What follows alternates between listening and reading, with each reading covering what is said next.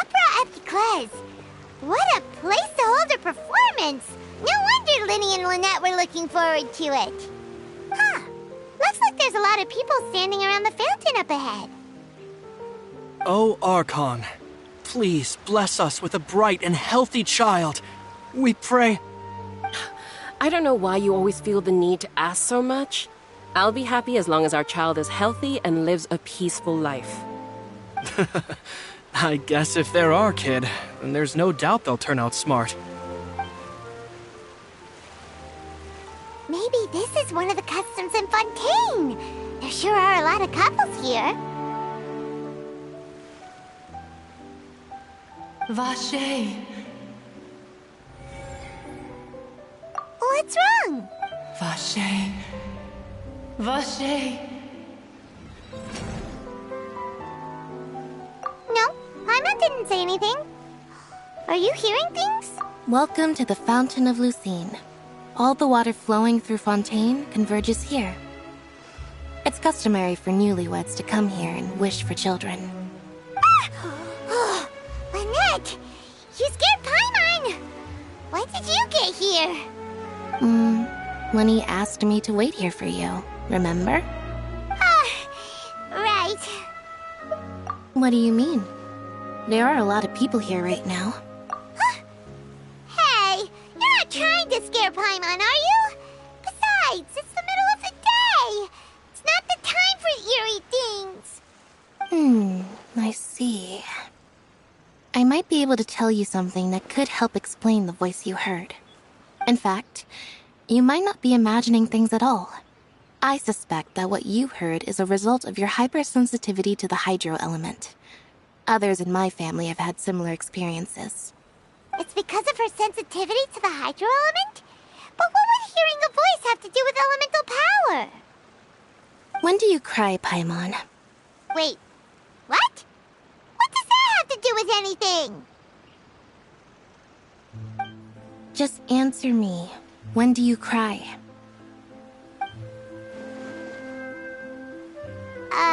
When Paimon's really sad? Oh, and when Paimon's super happy. Oh, and also when Paimon's really, really scared. Then you should understand that tears contain your most intense emotions.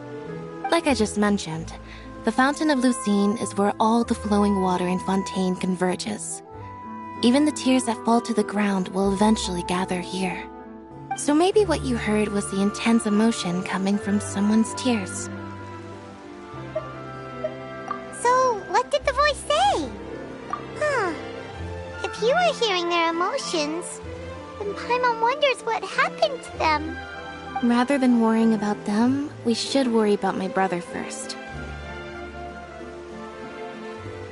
Don't let that calm look of his fool you. He tends to get pretty nervous just before a performance. So chatting with Linny might help him relax a little before he goes on stage. Oh, right. That makes sense. Let's go in and see Linny.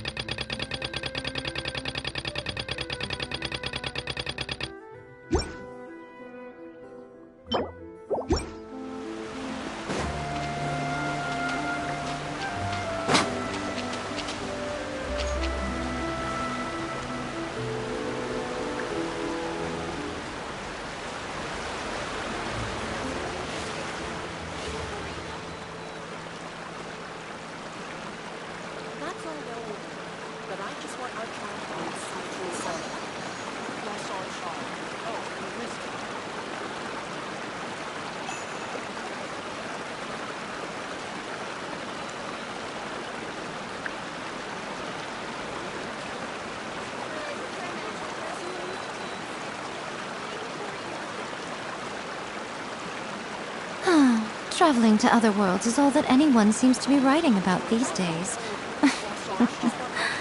Goodness knows what they find so disappointing about their own world.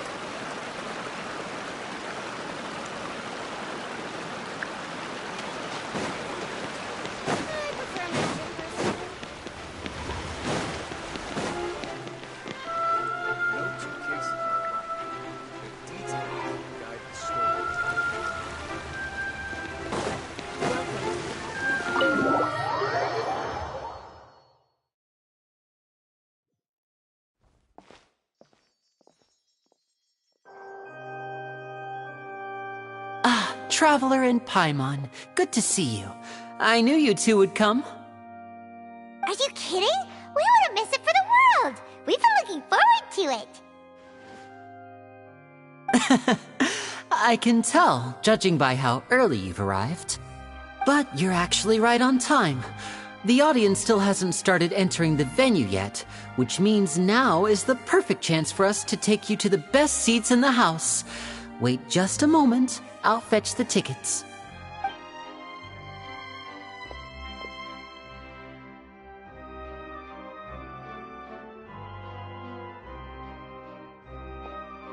The Opera House has assigned seating, so you always have to make reservations. I've already reserved your seats, and here are your tickets. Ooh, front row seats! Thanks, Lenny!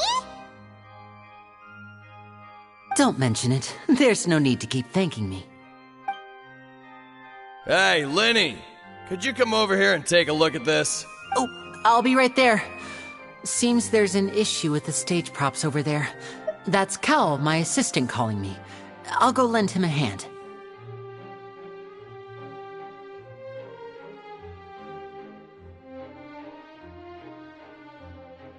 Yeah, we'll just go to our seats. You go ahead, Lenny.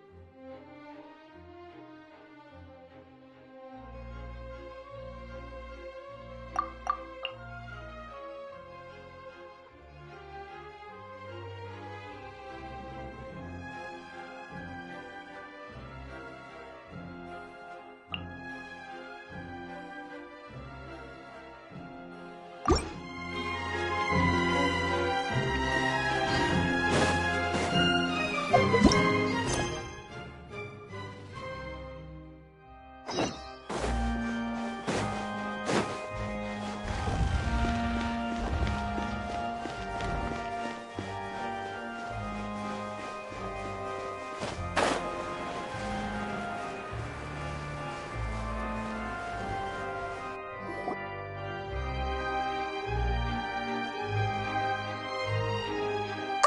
these should be our seats. Come on, let's sit down.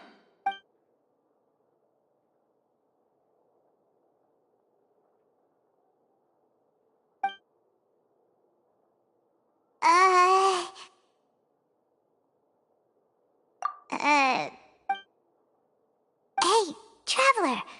Maybe we should strike up a conversation with the person next to us. Since we're sitting together and the rest of the place is practically empty still, it's kinda awkward if we don't say anything. Ah, you little... Of course you put this on Paimon. Excuse me, I did not realize you felt awkward. I am terribly sorry. I would be perfectly happy to chat with you if that is what you would like. Oh, so you heard all of that, did ya? Boy, you sure have good ears. Paimon thought she was keeping her voice down. Wait, that's not it, Paimon's... Sorry, Paimon's the one who was being rude, talking under her breath like that. So, let's talk, but, what should we talk, Oh, Paimon's got it. You're also here early and sitting in the front. Are you a friend of Linny's too? A friend, you say? Well, if Mr. Linney would like to be my friend, I would be more than happy to reciprocate. Oh, so you're not friends with Linny then? Oh, this is getting more awkward by the second. Paimon nearly forgot to make her introduction. Nice to meet you. Paimon is Paimon, and this is the Traveler. We just arrived in Fontaine. It is an honor to meet you two. I have heard of your deeds across Tevat, and as required by proper etiquette, I will also introduce myself. Oh, Monsieur Nervillet, what an honor it is to have you here to see my show. Ah, Mr. Linney. I should say it is in fact an honor for me to see your performance in person. Wait, Nervillet? Could he be... I saw you all chatting just now, but it seems you still don't know who Monsieur Nervillet is. Allow me to introduce you to Fontaine's Chief Justice. That seat is always reserved for him. It wouldn't be too much to say that he's the symbol of justice and honesty here in Fontaine. Whoa! Sorry for being so rude just now. Paimon had no idea you were such an important person. No offense taken. Being Chief Justice is merely what I do for work. Nearly every person has their usual reserved seat, so I'm not so special, really. And by the way, I should probably let you know, even though I would prefer not to, there's someone sitting up there in the VIP seats that has been striking a pose for quite a while now.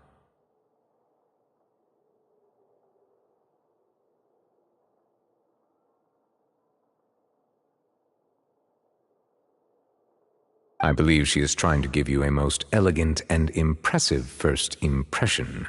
So I think you should take notice of her sooner rather than later.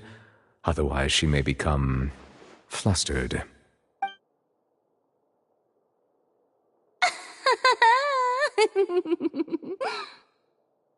Huh?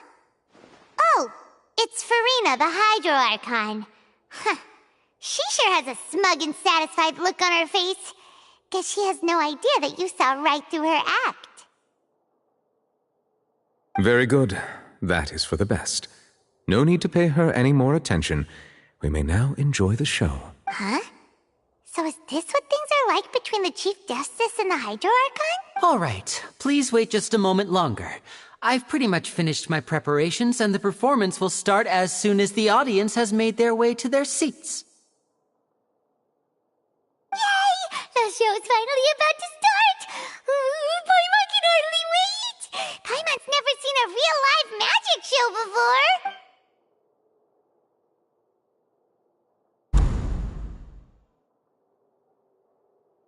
Oh! They're dimming the lights! The show must be starting!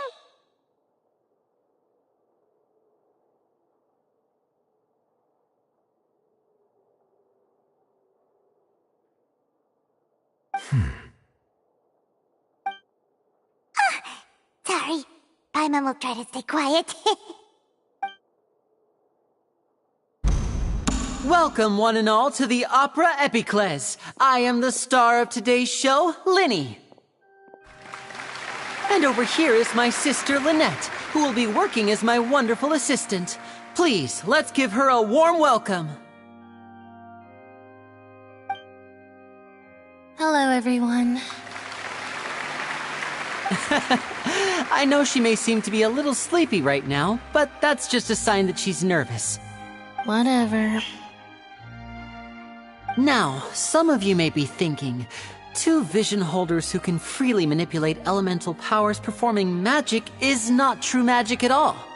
So, I would like to take a moment to assure you that elemental powers will have nothing to do with what you will witness on the stage today.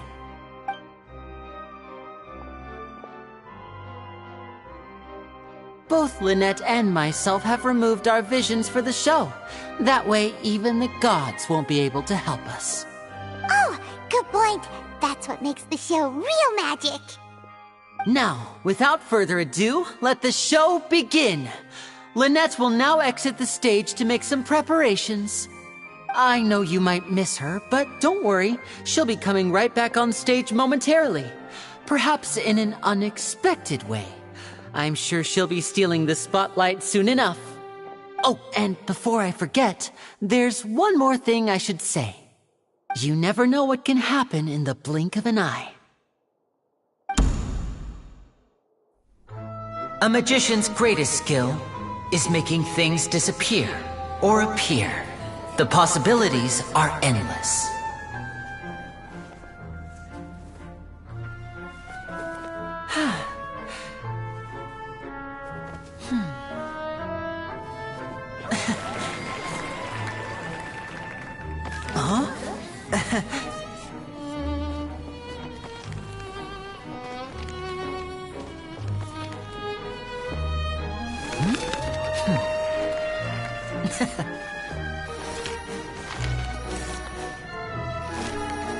But this isn't what you came for. These little tricks, you've seen them all before.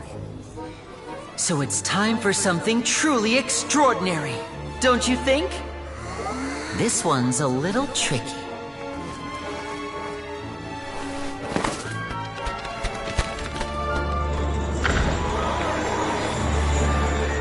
Using this water tank, I shall make my sister vanish completely, right before your very eyes.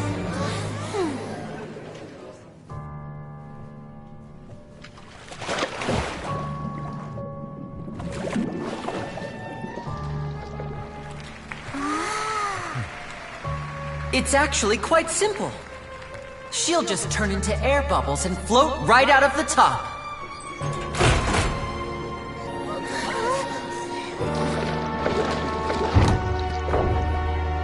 Oh no! I told them to check all the props carefully.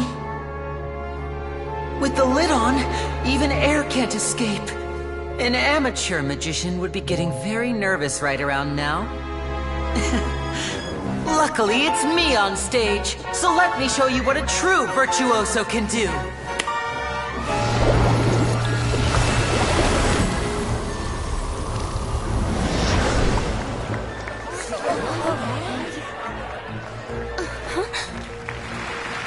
Lynette, are you still there? Don't go too far. We don't want to use up all our magic. Hi, I'm back. Uh-huh.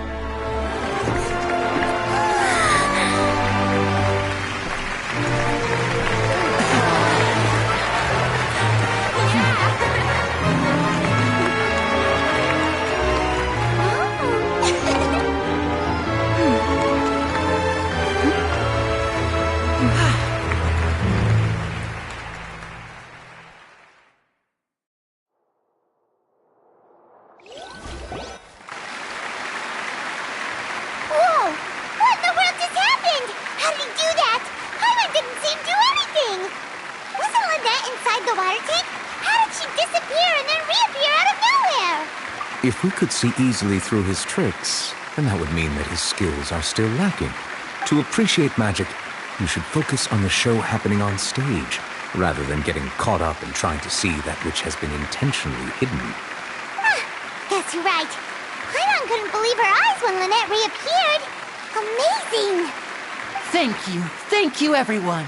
I'm glad you enjoyed that performance. But our magical journey has only just begun.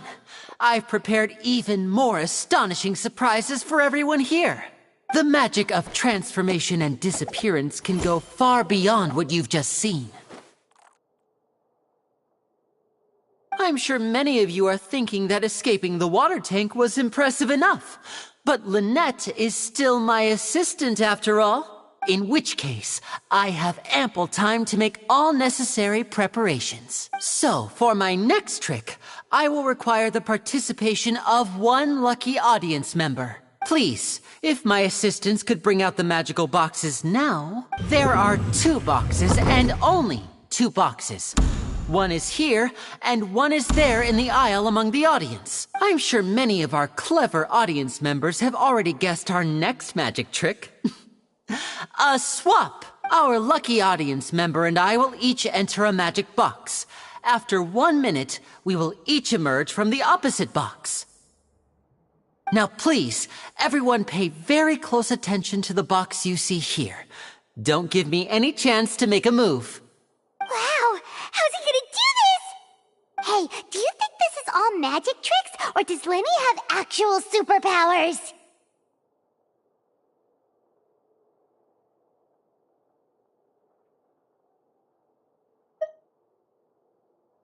The lucky audience member will be generated by this random number selector. It selects numbers entirely at random. Even I don't know who will be chosen to participate. Now then, let's begin. Let me see. Oh, row 7, seat 3. Congratulations! You now have the chance to experience magic firsthand for an entire minute. Please, come forward. My assistant will take you beside the magic box. I'm sorry, it might be a little cramped inside, but no need to feel nervous. We've carefully arranged everything for you to be as comfortable as possible. You don't need to do anything, but no matter what strange things may happen, don't come out of the box. If the magic is interrupted, who knows where you might end up? You might even find yourself in the Fortress of Meropide.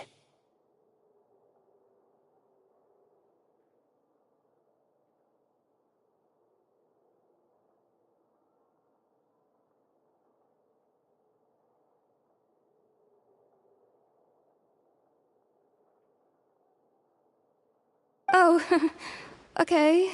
All right. Before I enter the magic box, there is one more thing I need to ask the audience to do. Could you all give me a countdown?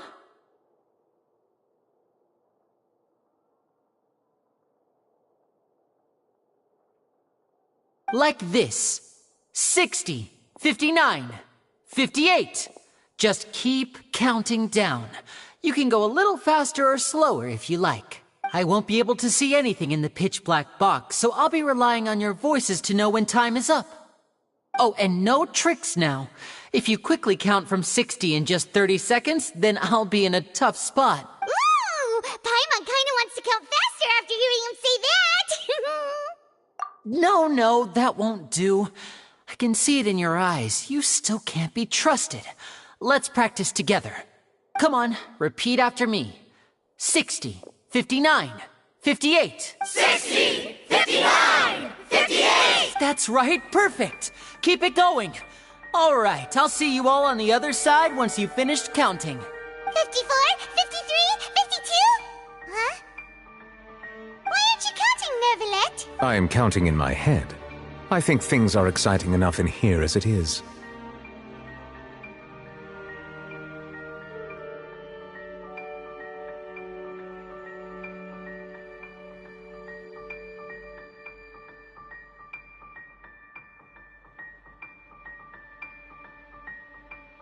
Merely a consequence of my identity and personality. Do not worry about me.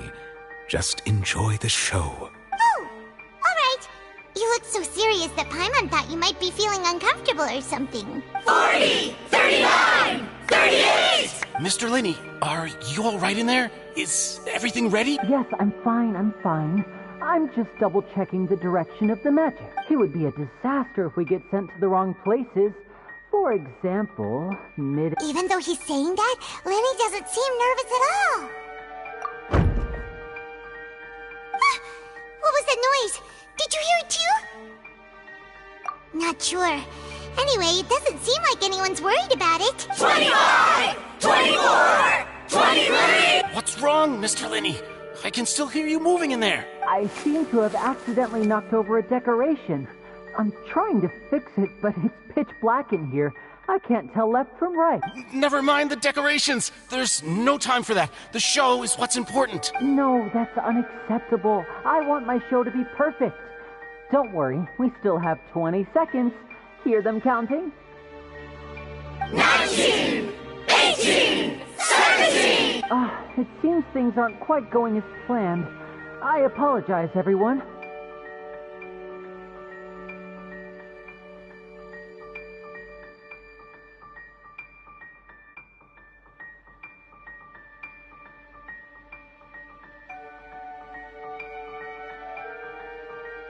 It feels like you're all starting to count faster, but that's all right. I know it can be tiring to do such a long countdown. 10 seconds and change is still plenty of time. 10! Almost there now. 8! Whew. Swapping two people is harder work than you might think. Even a master magician like me can't guarantee I'll get it right the first time. Hey, wait! Is this the back one? I can't tell. They both look the same inside. Huh? No, that's not it. I'll try again. 7! Hey, slow down! Honestly! 5! 4! 3! Whoops! That doesn't count! 0!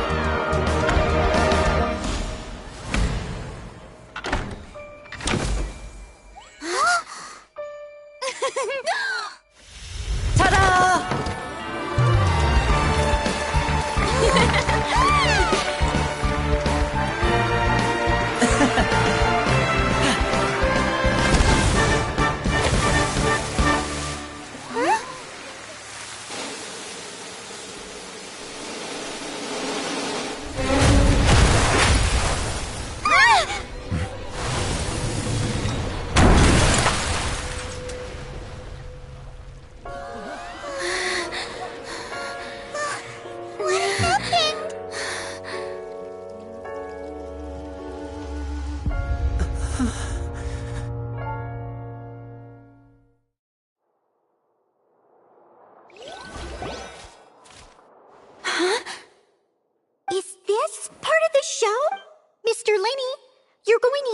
magic to fix the stage now, right? What happened? Oh no. Maybe this isn't part of the show. The girl was still in that box, right? This performance is over. Medical staff with me. Guards, secure the scene and detain all the performers. Seal the exits. No one is allowed in or out at this time. Yes, that's right. If this was just an accident, then we must investigate the cause. But if this was all part of some scheme, then those accountable will not escape the judgment of the God of Justice. No need to be alarmed, you two. We'll get to the bottom of this soon enough.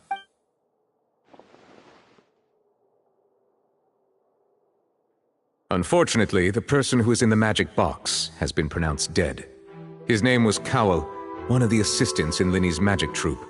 Apparently, the fireworks on stage ignited the ropes that were suspending the water tank, which then caused the tank to fall onto the stage. As of now, we are still not sure why we found Cowell in the box, rather than the guest from the audience.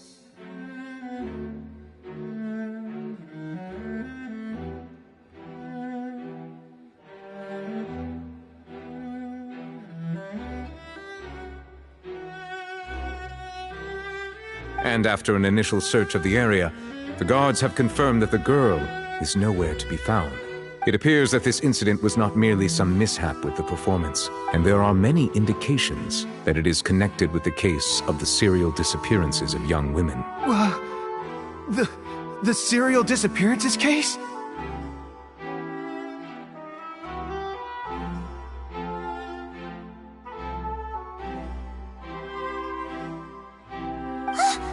That's the case that Charlotte mentioned before! I know the truth. I can see through the whole thing.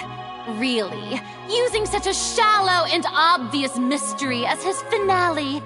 Did he really underestimate us that badly? I say that our powerful magician, Mr. Linney, is now the prime suspect for the serial disappearances case. Huh? Why me? This whole thing was an accident. No, this all occurred during your magic show, did it not? The missing girl disappeared after being chosen, did she not? The deceased is one of your assistants, is he not? Now that I think about it, that whole speech about magicians making things disappear was nothing more than a provocation, a bald-faced challenge. That can't be right! How can Linny do this?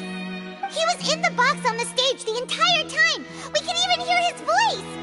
Besides, before the show, he told us that he would like to catch the criminal behind the disappearances! He couldn't possibly mean catching himself!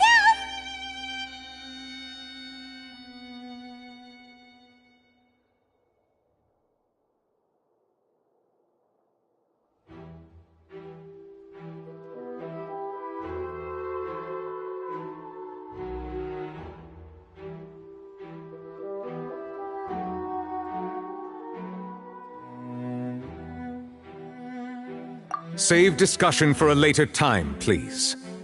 Lady Farina, may I assume that your comments just now constitute an accusation against Mr. Linney and his associates, and that you are pressing charges? Huh? I just think that I think it might be a little early to talk about formally pressing charges. But what Lady Farina said just now makes perfect sense. Looks like she's gonna personally deliver justice. A kidnapping and murder carried out under the cover of a magic show. Lady Farina said it all. I mean, of course, my dear people. But what excites me even more than the obvious truth before our eyes is the opponent I'll be facing. That's right. I mean you, Traveler. You'll support Linney, won't you? After all, he was the one who helped you the first time we met. Then there's no problem at all. You know, the Traveler and I already had a duel the first time we met. But with Linney's help, our little duel ended in a draw. But draws really are the most boring possible outcome. So, no more draws. Between the two of us, there must be a clear winner and loser. And what better place to hold such a riveting showdown and decide the true victor than here, on the grandest of stages, the Opera Epiclese. Huh. It wasn't a draw. She obviously lost last time. I understand. Charges have now been pressed, and as such, a trial is in order. Well, Traveler, seems Lady Farina has set you in her sights. But putting her dramatic rhetoric aside for a moment, I would like to ask you, are you willing to act as Mr. Linney's attorney and defend him in this case? Very well. The trial will be held a day from now in the Opera House. Both sides may investigate the scene to build their cases and search for the truth. Linney and his troupe are all potential suspects and shall remain within the Opera House. The audience may begin to leave in an orderly fashion once they have been cleared by the guards. A day isn't that long. Let's see what kind of case this big-shot Outlander can build in such a short amount of time. I'm really quite looking forward to hearing it.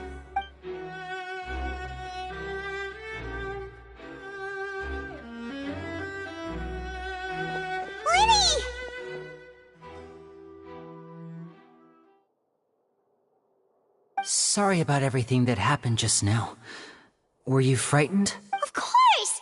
Who wouldn't be scared after witnessing an accident like that? Yeah, I'm a little shaken up myself.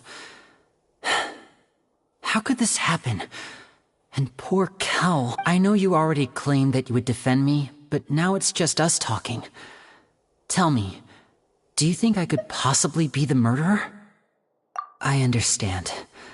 Even I'm not sure what happened, so I can only imagine how difficult it is for you to grasp the situation. I'm sure everyone sees me as the biggest suspect at this point. But, if you ask me, the whole thing is mysteries layered upon mysteries, such that all that's left is confusion. I don't know whether what happened there on the stage was purely an accident or not. And I don't know why poor Cal was in the box. As for how that girl chosen from the audience could suddenly disappear, I'm afraid I don't have any answers either. If someone tampered with my performance, then we need to figure out what they did. Even a skilled and knowledgeable magician like myself couldn't pull all that off in just 1 minute. Which is precisely why we need to investigate! As this book says, the impossible could not have happened. Whatever happened must have been that which is possible. Paimon bought them when we were reading at the bookshop in the city earlier. Pretty cool, huh? Don't worry, Paimon used her own savings to buy them. It wasn't from our travel fund. I think they look cute on you, Paimon. You have good taste, Lynette. That's the right attitude. Feeling depressed isn't going to help me now. I need to get back to my normal self. But with the guards watching our every move, it's going to be especially difficult for Lynette and I to prove our own innocence. Good thing you agreed to be our attorneys. Yes, thank you so much. Yeah, just leave it to us. Oh, since we're going to start investigating, Paimon has a question first. Where did Lynette go during the performance? Ah, well, I'm afraid that would involve some of our essential trade secrets as magicians. The secrets behind our magic are past saving, Linny. I suppose you're right. The truth behind our tricks is going to be important evidence that will be weighted during the trial. 'Tis truly a pity. As a magician, our magic show is a work of art. We've poured countless hours and spared no effort in perfecting it. But if revealing our secrets will help you uncover the truth behind what happened, then it will be well worth it. We should go somewhere else if we're going to discuss our magic tricks. We'll go speak with the guards, and in the meantime, you can go investigate the stage and the seating areas. All right, let's go have a look while the investigation teams are still here.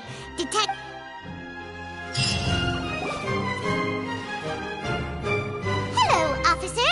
How's the investigation going? I see. You must be the traveler that Lady Farina mentioned. Listen, I'll be perfectly honest with you. I'd avoid getting mixed up in this whirlpool of a mess if I were you. Huh? What do you mean? Come with me and you'll see. The deceased is one of Linny's assistants named Cal.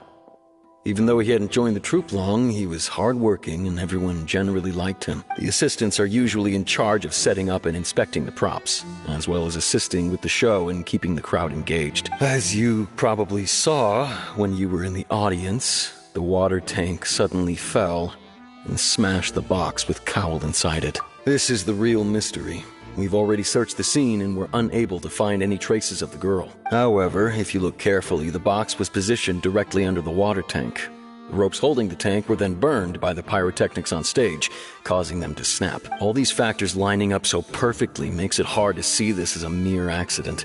If anything, the more logical explanation is that the whole incident was intentionally planned, and Linny is the most likely person to have access to all these areas. But he doesn't have a motive. Are you both good friends of his? Well, you can't say we're good friends, but we've known each other for a little while. So in just a short time, he was not only able to win your trust, but even convince you to act as his attorneys. I know there's no such thing as magic. The real trick of a magician is holding the audience in the palm of their hand. I've seen a lot of cases, and I can tell you that people are the least reliable kind of evidence. Sorry, I tend to be pretty straightforward. Just know that I'm warning you for your own good. Anyway, you may investigate the scene of the crime yourselves if you're curious. Who knows, maybe you'll be able to come up with some new evidence.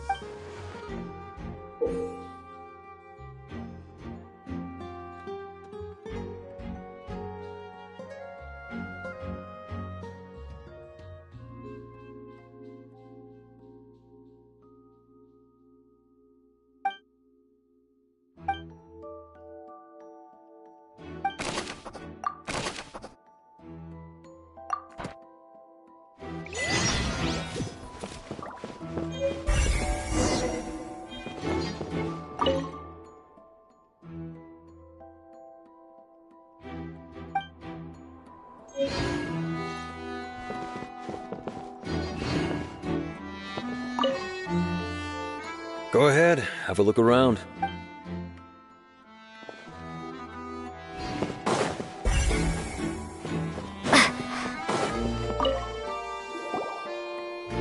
The investigation team has some new findings. Turns out there's an issue with the random number selector after all. See, I told you. What if the machine picked some big guy's seat? You think the murderer would have still made his move then? Sorry to interrupt, but we're helping Linny and Lynette with their side of the investigation. What were you saying about the number selector? There's something— You're trying to help them? That'll be a tall order. Linny used the machine to pick a random member of the audience during his performance, right? The lucky girl that later disappeared. Well, we thought there might be a serious problem with the machine, so we had it taken away for further inspection. It turns out that the seat number it picked wasn't random at all. The machine picks that same number every time. I'm sure you already know that you have to make a reservation in advance to get a seat, regardless of whether it's a trial or some performance. In other words, Linny knew who would be sitting where from the very beginning.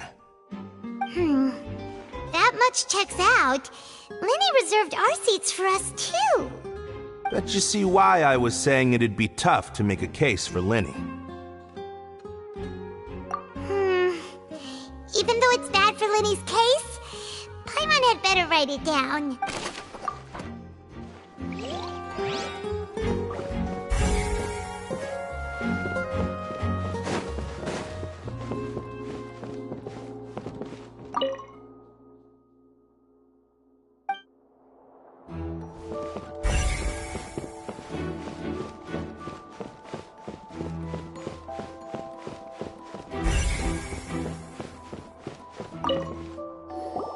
So this is the rope that broke and caused the water tank to fall. The rope looks pretty durable. How can it be burned through so quickly by fireworks? Why are you suddenly so serious, Traveler?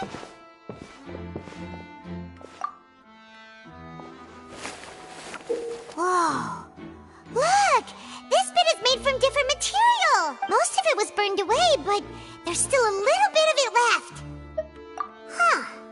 So if a rope meant to hold something was made with that kind of material in it, then that means— Wait! Paimon should write all this down! Let's take notes!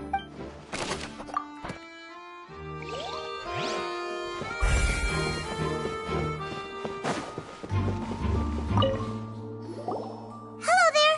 What are you investigating? Oh, this location has also been cordoned off because the Magic Troupe members are currently considered prime suspects. The investigation team is still collecting evidence. The seats were all booked in advance, so we were able to deduce the missing woman's identity by checking the guest list. Sure, it's not like this is confidential information. We will publish it later anyway when we petition the public to help us find the missing person. Her name is Halsey. She's a painter from Fontaine who's made a bit of a name for herself. Apparently, she wasn't a regular at the Opera House, but she'd been feeling some pressure with her work lately, which made her decide to come see the magic show. The Magic Troupe members all claim not to know her, and we have looked into her social connections. It seems that she has no personal grievances or conflicts of interest with the suspects. Simply put, she wasn't related to the Magic Troupe at all, which matches the features of the previous serial disappearances. Were the victims of previous cases also chosen at random? That's how it seems to us, in any case. Apart from the fact that they were all young women of around the same age range, there really weren't any other connections between them. Okay then. No need to be so formal. If you do happen to see the missing girl, please be sure to contact us.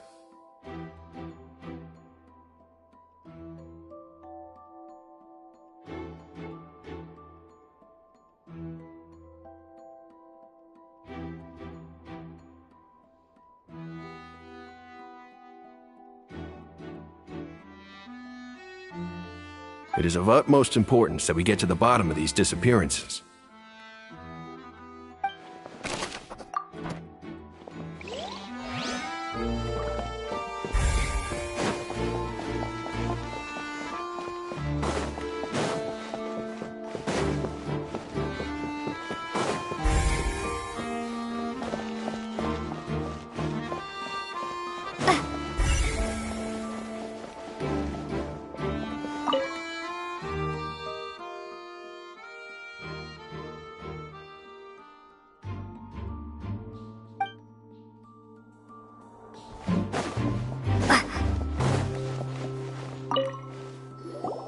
I see that you're investigating the area. Well, it just so happens that I'm interested too. If you find any new and interesting leads... We don't have too many thoughts yet. Then why don't I tell you my hypothesis first? The way I see it. And I'll start it with that loud thud. The thud?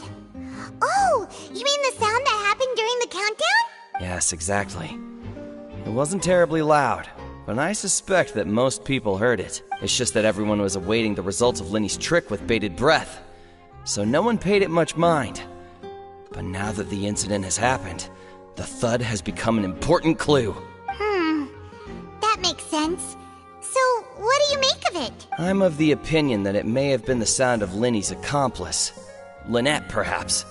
Jumping atop the water tank or something like that. And when the pyrotechnics went off, she cut the rope, sending the water tank crashing down.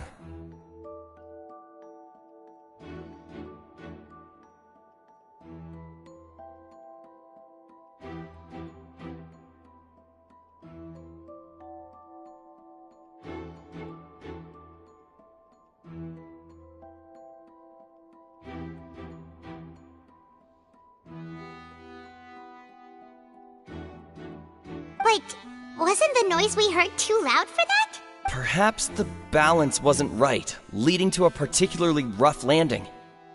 Oh, that's true. I suppose I must reconsider. That does remind Paimon, though. What was with that sound?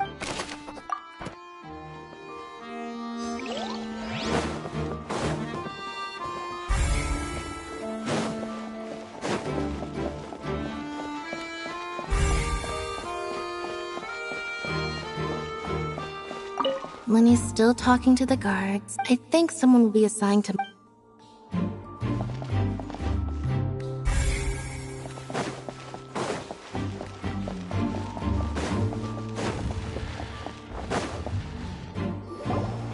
Hey, you!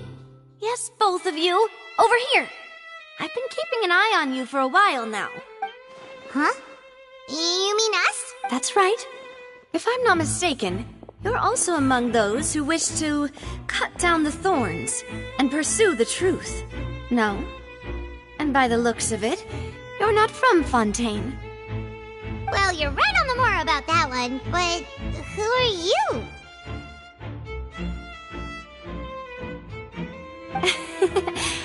Have you never heard of the Spina di Rosula? From mediating disputes and providing protection to solving conundrums, you name it. Spina di Rosula does it.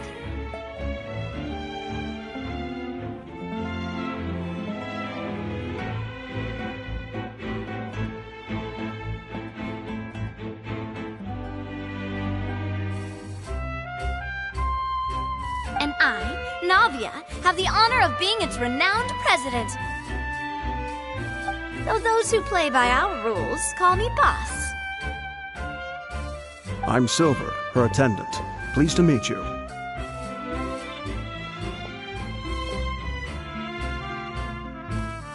And I'm Melus. Demoiselle's various daily needs and affairs are under my purview. Huh? Boss? Demoiselle? What gives with the names? Well, I am the second generation president. Malus and the others are still used to my previous title. My apologies, demoiselle. Should you prefer, boss, I will endeavor to use that instead. No need. You don't have to call me boss. Just Navia is fine. Okay, if you say so. Not that we're members of Spina di Rasula anyway. All merely trifling details. Never mind. Now, back to the situation at hand. That's right. I've always kept an eye on the serial disappearance cases. My interest stems from a matter back from my father's time. Judging from the look of things, I find Linny an unlikely mastermind. Really? We think so too! That's why we're looking for clues now. But how did you come to that conclusion? Intuition, naturally. My unparalleled intuition. Farina sure was quick to point the finger at Linny without any decisive evidence whatsoever, wasn't she?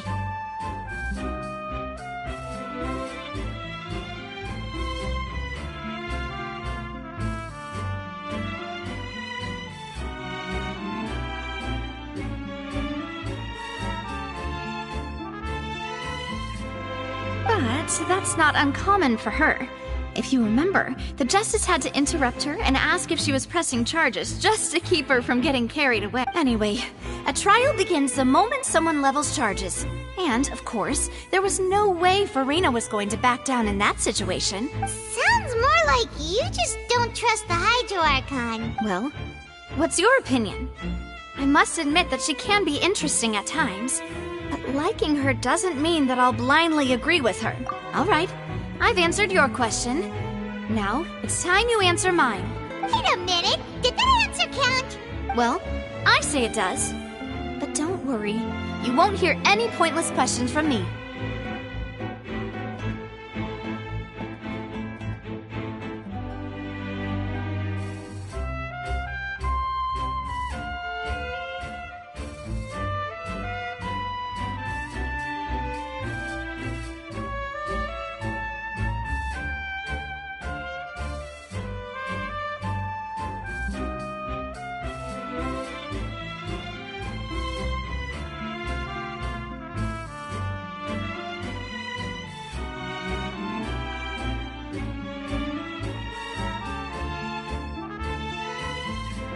In your opinion, do you think it's right to treat a trial like it's an opera?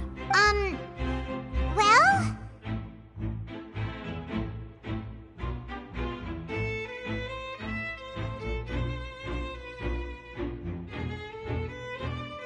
And why would that be?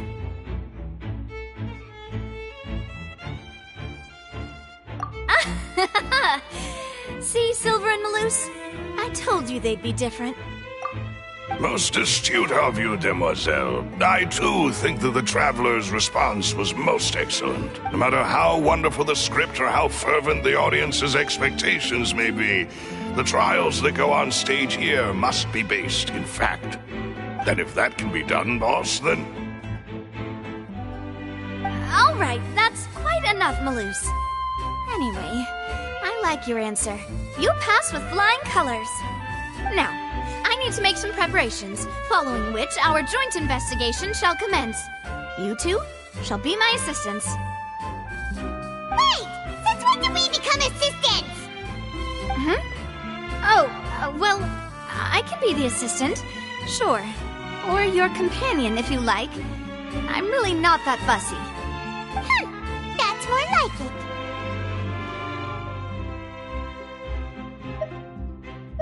Far be it from me to brag, but I believe that Demoiselle's intuition will be instrumental in uncovering the truth. You wish to save a friend from false accusations, and we wish to unravel the disappearances. In this sense, our goals are aligned. You have a point. You're quite the talker, aren't you, mister? And what about you over there? What do you think? You seem like you've got something on your mind. I have nothing to add. Oh, alrighty then.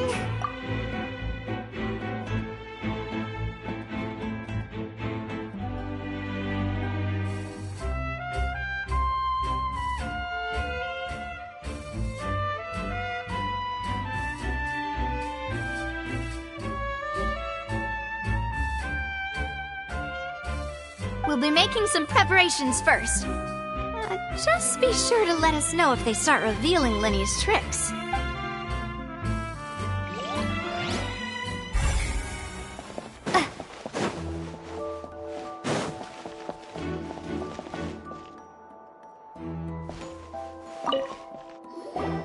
Sorry, but no one can freely enter or exit the Opera House at the moment.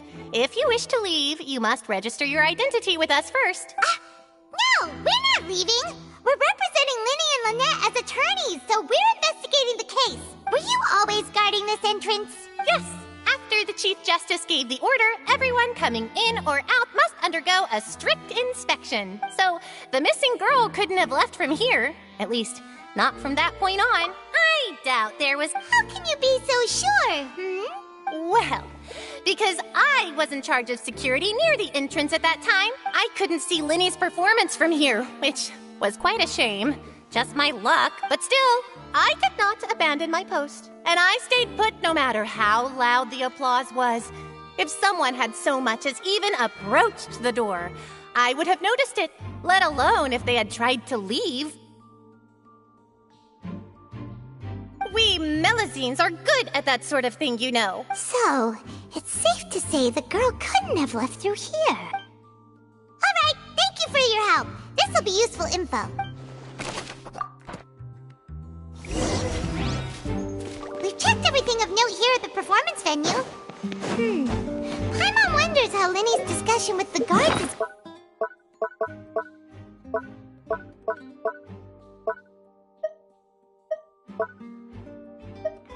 Whoever the... Why would it be him?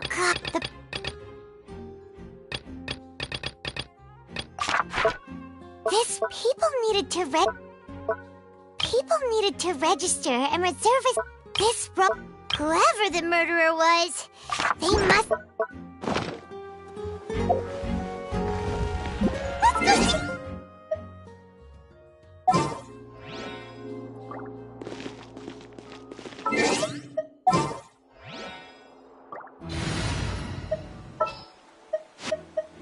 Just what will become...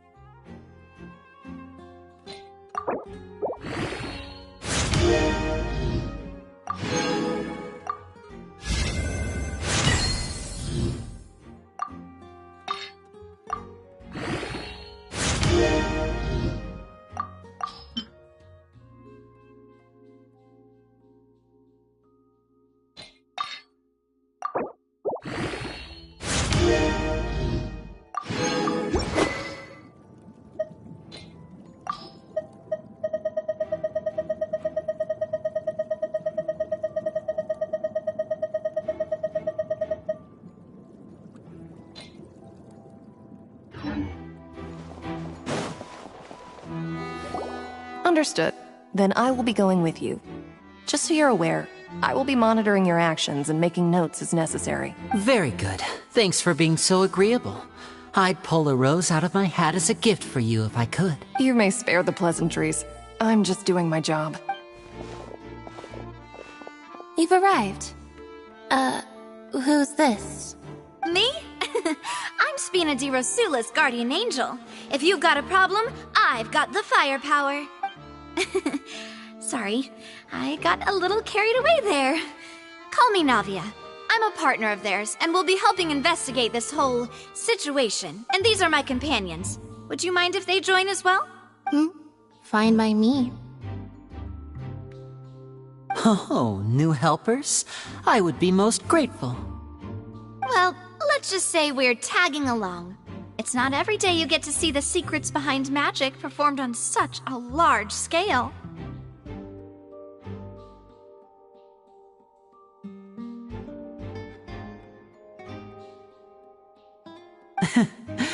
I appreciate your kind interest. Come with me. We'll be heading below stage. Huh? Below stage? Yes, a world of secrets is hidden beneath this magic box, prepared specifically for this switcheroo trick.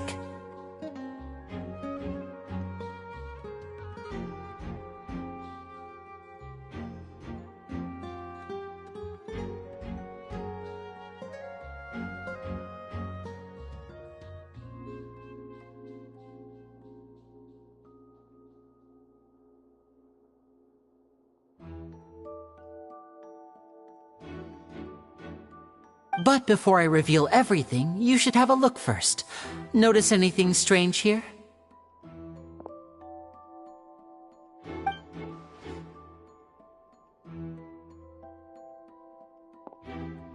I'm not trying to be dramatic. Remembering the details of a trick will help you understand the methods used to perform it more easily. Weren't there balloons and other decorations here? Where did all that go?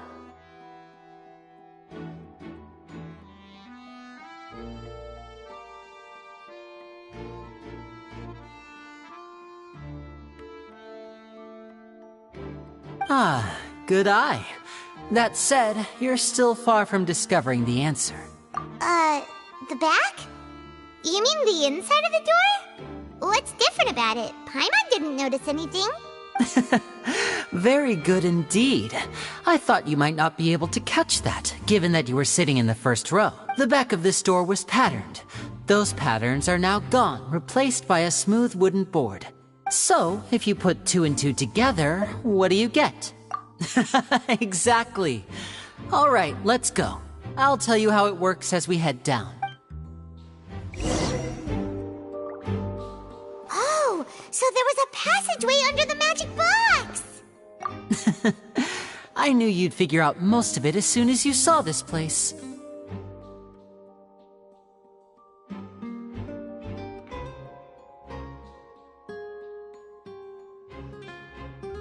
The 2 magic boxes are positioned right above the 2 entrances of the tunnel. See this flatbed trolley?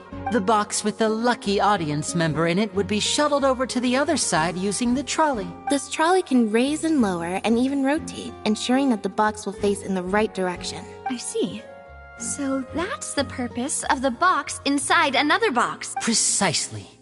The inner box would descend after the audience member was put inside and be moved along the trolley, all while the outer box would remain on stage as if nothing had ever changed. So that's how you did it! Once the box was lowered, the trolley would store some energy through this device here, with which it would complete the rest of the steps. The audience member would only be able to feel some slight movements in the dark, and by the time she walked out... Right! You were talking that whole time, and you even came out for a moment near the end! Ah, yes. A phonograph operated by Lynette was used to achieve that effect. My assistant and I had already scripted our conversation beforehand. When the countdown began, I had already gone to the opposite box via a tunnel using that ladder. And what about Lynette? Where was she?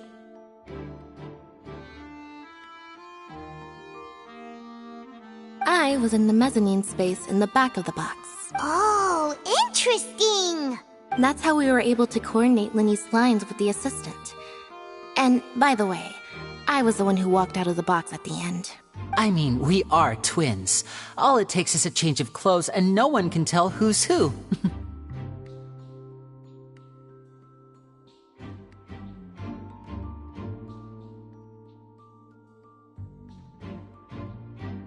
And that's my favorite part of this trick. Only Lynette and I can perform it. So that's how it all worked! Wow, every detail you revealed was more amazing than the last! Lynette would briefly walk out of the box and then go back in, jumping into the tunnel and escaping before the box on the trolley could finish ascending. And then I walk out of the other box in the audience area, and the trick would be complete. The operative word here being would.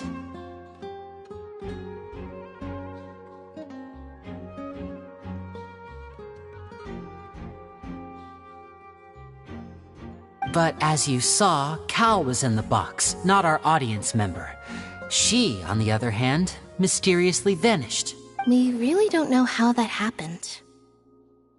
If not for that interlude, this would have been an astonishing trick. I probably never would have figured out how you pulled it off.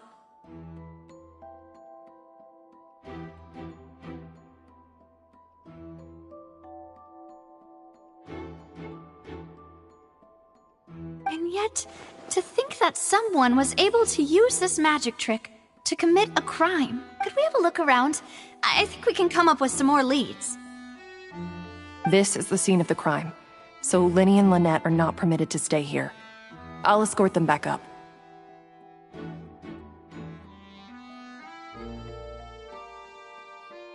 Yes, of course. No need to be so strict now. I won't disappear into thin air, you know. Thanks, everyone. We're counting on you.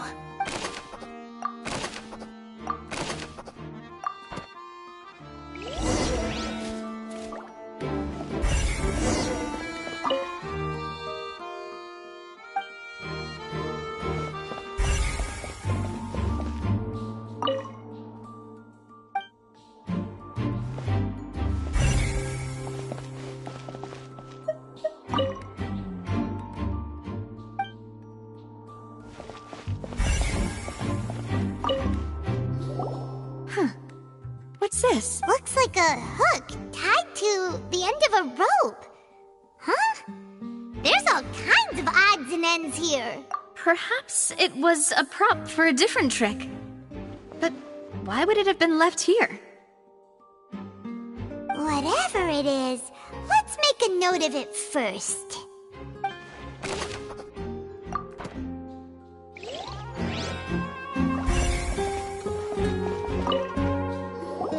The floor is wet. Please be careful not to slip. Speaking of which, why would there be water here? Oh, Paimon knows! It's one of those tricks where you pour water into a jug and then flip the jug over only for the water to disappear, and here's a broken vase. Huh. Did the trolley knock it down while moving? That can't be. The trolley moves along tracks from start to finish. It couldn't have hit the vase at this Let's note this down too and think about it later.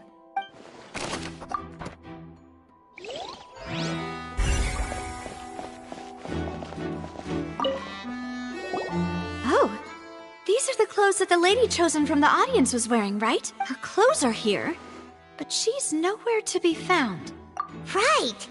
And do you really need to do that if you're kidnapping them? Ugh, this is so confusing. Paimon doesn't want to be a detective anymore.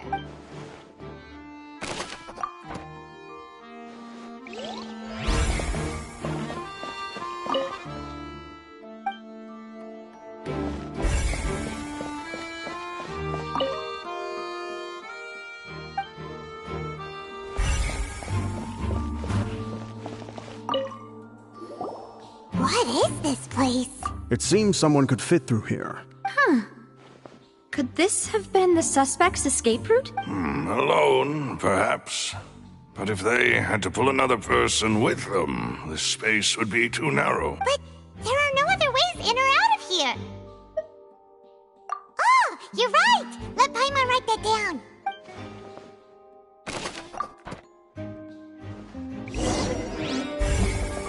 since we're...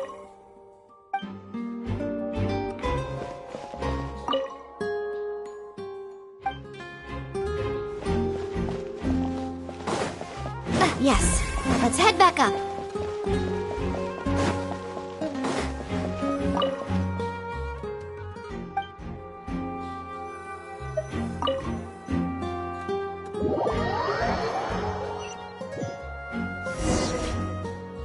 Well, we've ascertained the state of the crime scene.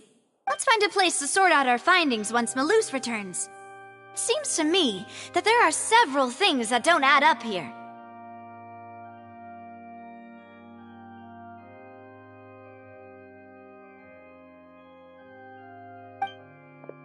Apologies for the wait, demoiselle.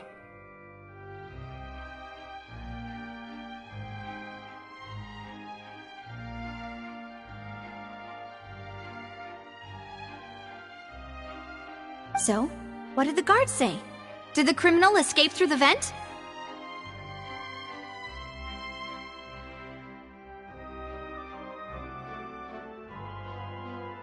They believe the odds of that are very low, since the vent leads to the Opera House's basement. The guards have checked the area carefully. No one left through the basement during the performance or after the incident, and no one was found hiding there.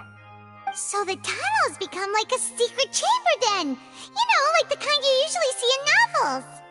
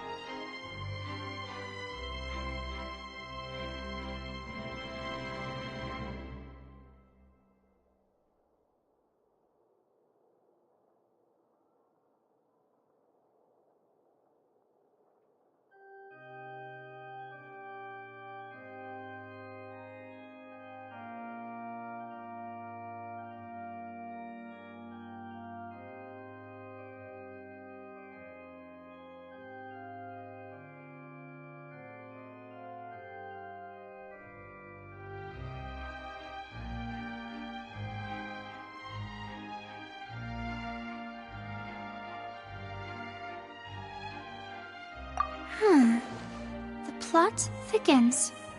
Halsey's disappearance and Cowell's death are both quite inexplicable. No wonder Farina was so confident in her accusation.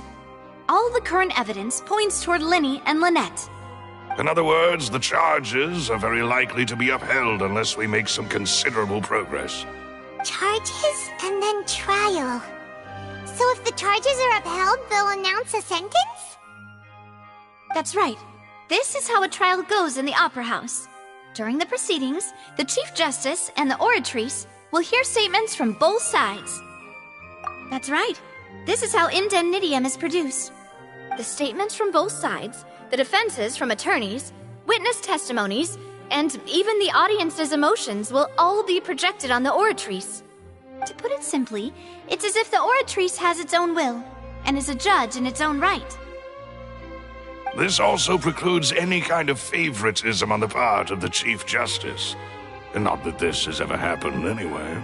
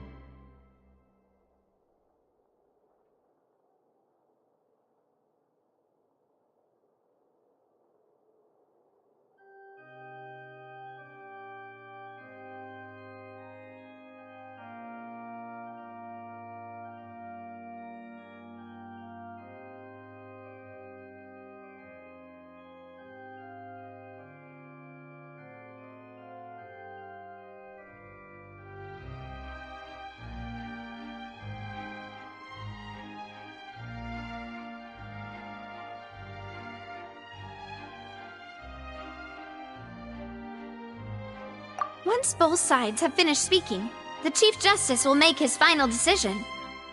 This, too, will be used by the oratrice as a reference. Then, finally, the oratrice will be consulted by officials.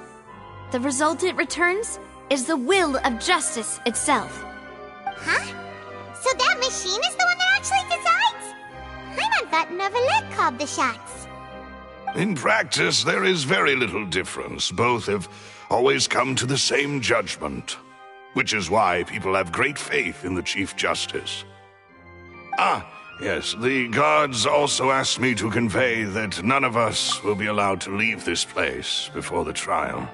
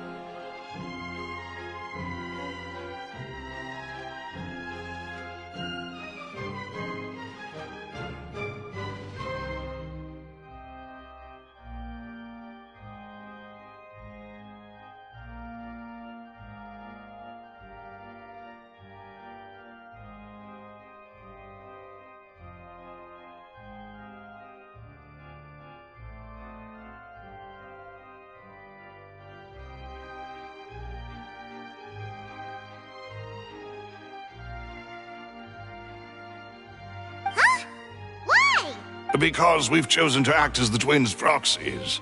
That makes us persons related to the case. They're concerned that we might be colluding with outside parties, or that we might find outside help to disrupt the case. And even if that were not so, it could prove problematic if we happen to spread key information about the case ahead of time.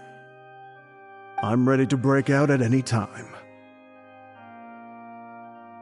Whoa, whoa! There's no need for that! Paimon thinks they have a point. That said, are they providing food? Of course. I just hope you don't mind the lack of options. I'm afraid that catering to all tastes is not in the cards, nor is any guarantee of balanced nutrition.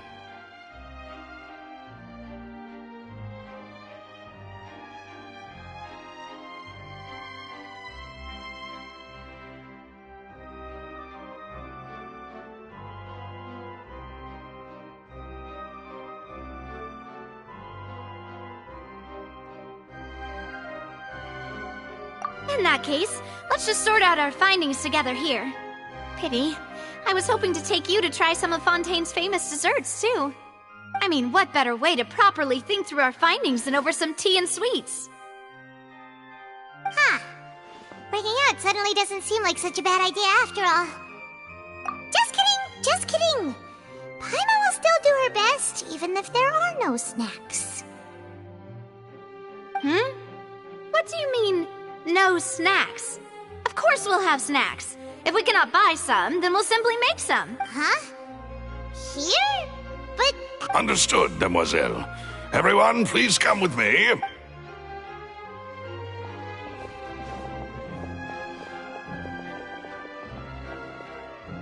Wait, you're carrying a portable stove with you? Yes, I must be prepared to meet the demoiselle's baking needs whenever the fancy strikes her.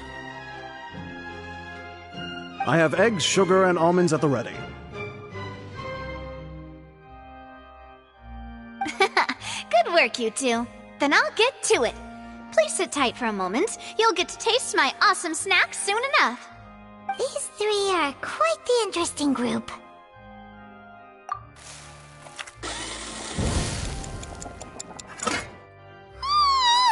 And Paimon thought it smelled good while it was still in the oven! Oh, it's even better now. Paimon can't stop drooling. From the way you had these two guys carrying all that stuff around, Paimon thought you'd have them do more during the baking process. But you ended up doing the entire thing by yourself. Beating the egg whites, grinding almonds. I was applauding. And I was giving encouraging smiles. Paimon was just thinking, aren't you worried about getting your fancy dress dirty, beating egg whites, and baking like this? Well, I don't think it's carved in stone anywhere that fancy ladies can only read books, sip tea, ride horses, and play the piano. I just really enjoy making snacks. Don't underestimate beating egg whites, by the way. It's a real arm workout. You also need to beat them to just the right consistency, or your macarons will crack.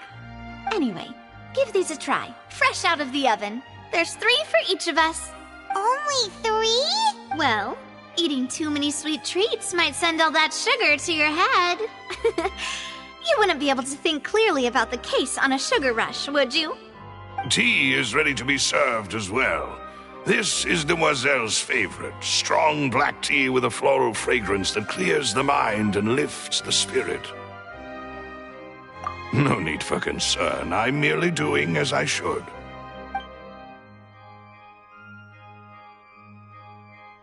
All right, then. Down to business. As Paimon mentioned previously, the tunnel seems to be something of a secret chamber. However, we can assume that Linny and Lynette were not alone within it. Some criminal also occupied its sealed confines. The magician twins could have committed the crimes, of course, but they lack any logical motive. Exactly! Why would they do such a thing right when everyone was watching? The flower vase and the thud we heard during the performance could indicate some altercation between Halsey and the criminal in the tunnel, resulting in the shattering of the vase, the discarding of her clothes, and her abduction. Perhaps the criminal thought that since she was chosen from the crowd, she would be too easy to identify if she was still wearing the same clothes. Paimon thinks that makes sense, but the real trouble is... True. None of the clues we found thus far support the existence of this third person, but the only people left to consider are both technically victims. Whether it's the missing girl, Halsey, or poor Cowl. Huh. Could Halsey have secretly made modifications to the magic props in order to murder Cowl before making her escape? That's right. And even if she had tampered with the setup, she would need to understand the entire trick to pull it off. Nor does she have any motive. The guards said that she has never had any dealings with the Magic Troop's members. Were we not thorough enough in our search? From the sound of things, this is turning into an impossible case. Your macarons are amazing, though, Navia. They smell great! They're nice and crisp and super sweet! They are my specialty, after all. And I see you've already had 5 of them. What? 5? Oh, that can't be right. Paimon only counted 3, honest! Please don't worry about it. At my age, a few less sweets might actually be a good thing. No! Being greedy is one thing, but Paimon knows how to count. Besides, Paimon knows that if she ate too many, then others wouldn't have enough. Wait, even you don't believe Paimon? How could you? If Paimon ate those 2 extra macarons, then may they turn into stone in her stomach! All right, we get it. Well, I suppose one of us might have gotten too engrossed in our chat and eaten them by mistake. No, but Maloose, set up the stove again if you would. Huh? What are you doing? Making sure everyone gets 3 macarons, of course. Exactly. We don't want to trouble you. As you wish, demoiselle. And I have the egg, sugar, and almonds. Well, this really is your hobby, huh?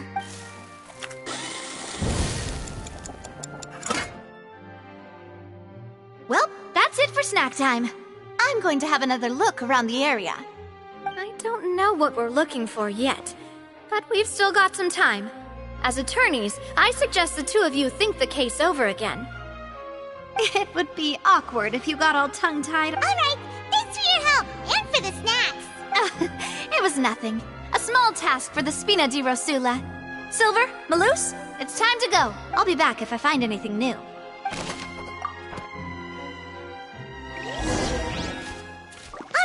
It's time to put our heads together. We've got to get our defense ready for the...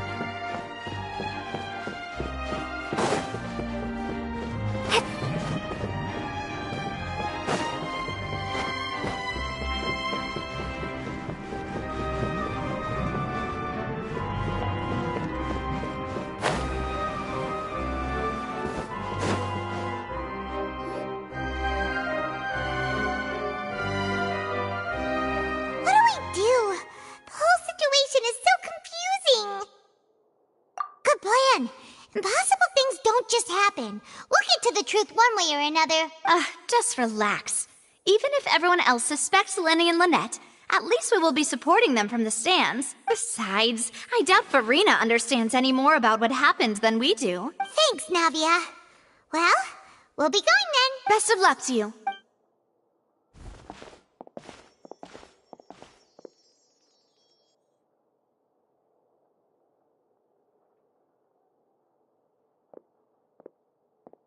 Ah, finally, you're back. Well, how did your investigation go? To be honest, you might be disappointed. No. We're already very grateful that you were willing to help. Well now, don't you all look disappointed? Don't tell me that your investigation came up empty-handed. That was to be expected, of course. The guilty can never produce proof of their innocence. But don't let that stop you. I shall be terribly disappointed should you, my most anticipated foe, concede so easily. Since both parties are present, I declare that the trial regarding the magic show incident is now in session. Firstly, in order for the audience to understand the causes and results of the incident, could we please have Mr. Linney explain the trick? Yes, of course. I will explain while Lynette demonstrates on stage. All the necessary items have been prepared. Thank you, Mr. Linney. In that case, I take your statement to be that you ran to and remained hidden within the magic box in the audience stands once the trick began, and thus could not have committed the crime. Is this correct? Yes, that's correct, Your Honor. In that case, I call upon the prosecution. Lady Farina, do you wish to refute his statement in any way? Why, of course I do. Allow me to take the first shot and break this case wide open. Mr. Linney is clearly lying. There is no way you could have been in the box the whole time if you were to abduct Halsey and murder Cowell. In fact, I'd say you were hardly in that tunnel at all. That is simply your hypothesis based on the presumption that I'm guilty. Oh, is that so? And if I may ask, what did you hear while you were inside your box? The roaring countdown of the crowd, of course. That's how I kept track of the time and built anticipation for the finale. And you didn't hear anything else at all?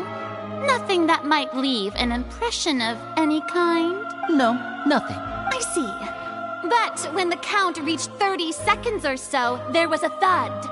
One so loud that I believe practically everyone heard it. Huh? Hey, hang on. Something's not right here. Yeah, I'm sure he could have heard a noise that loud from inside the box. I was right by the box, and I definitely heard the thud. Look at those scales. Could those mean... Well then, ladies and gentlemen, allow me to use the words of the magician himself. You never know what can happen in the blink of an eye. Indeed, it seems his alibi can also collapse in the blink of an eye. Of course, I have armed myself to do far more than smash your alibi. Confidence cannot go unfounded, and my foundations are rock solid. Tell me, aren't you and Lynette actually from the House of the Hearth? The House of the Hearth?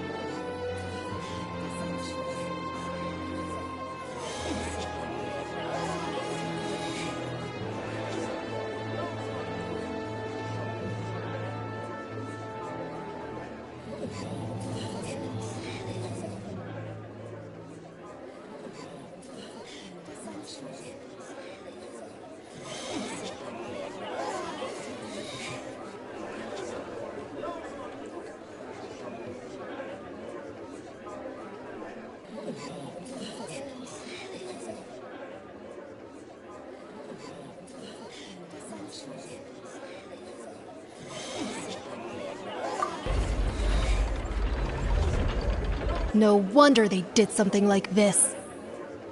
So the serial disappearances were the Fatsui's doing. Now it all makes sense. I've got a feeling that what happened on stage probably wasn't just an accident. That's irrelevant. Our identities have nothing to do with what happened. Indeed. Then perhaps you could tell us everything that happened during that 1 minute. Your first priority is to prove yourself innocent after all. I'm sure there is little that needs to be kept secret now. Unless your script already has holes in it. The Outlander is speechless. My, oh my, don't they look flabbergasted? Now comes the infighting and discord, I suppose. This was almost too easy.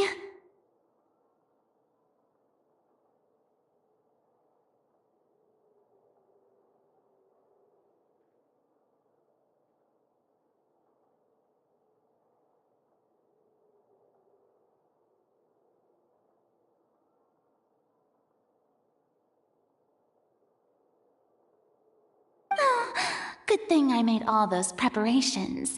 Seems the all-nighter I pulled last night is really paying off. Hey, Linny! Why didn't you tell us this before? Order! Order! Mr. Linney, allow me to re-establish the facts. Lady Farina has raised 2 points. First, when the thud was heard in the Opera House, you were neither in the box nor the tunnel. Second, you and Ms. Lynette are both members of the House of the Hearth. Are these claims true?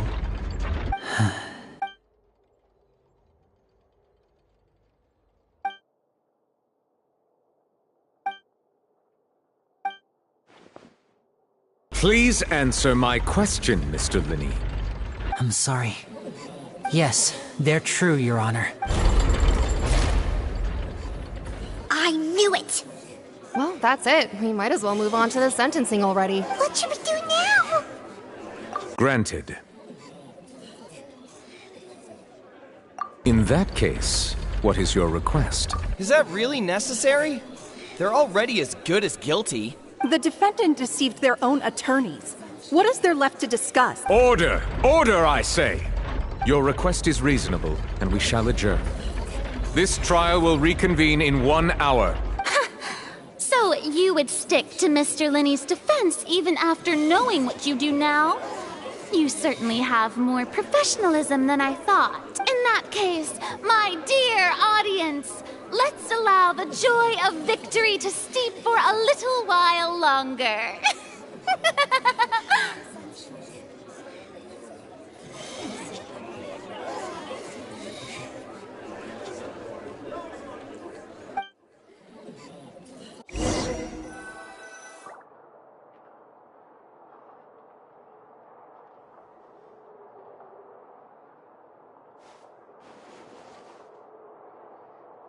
Well, this is awkward.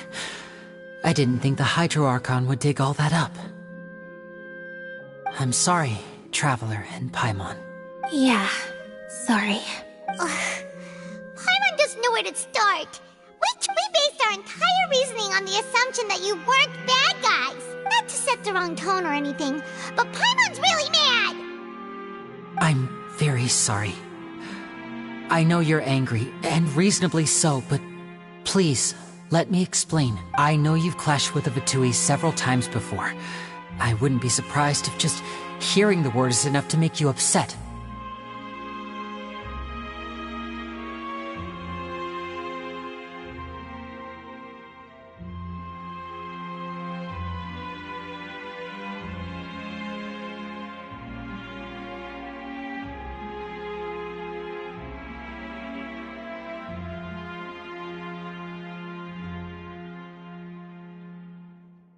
But our organization is very, very large, and the Harbingers have very different personalities and goals.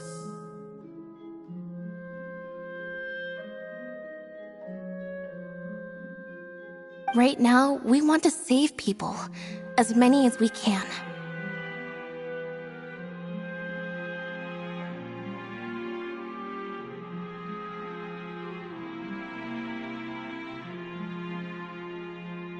That's right. I'm sure we're on the same page when it comes to this nation and the disaster that its people might face.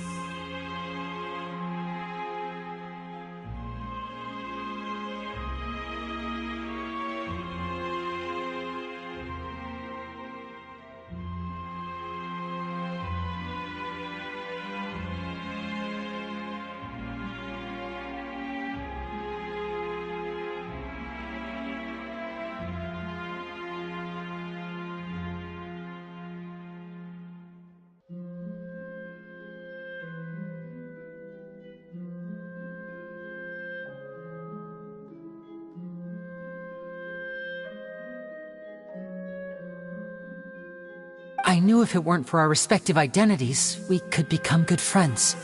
That's why I didn't wish to flat out lie to you, but chose to hide some details instead. The truth is very important, but being completely transparent about everything would see us spending more effort than we need to. Right. So, you be the judge. Heck, if I were you, I fear that I'd even struggle to trust me at this point. You met a Fatus who works as a magician, a trickster by trade. All by coincidence, too.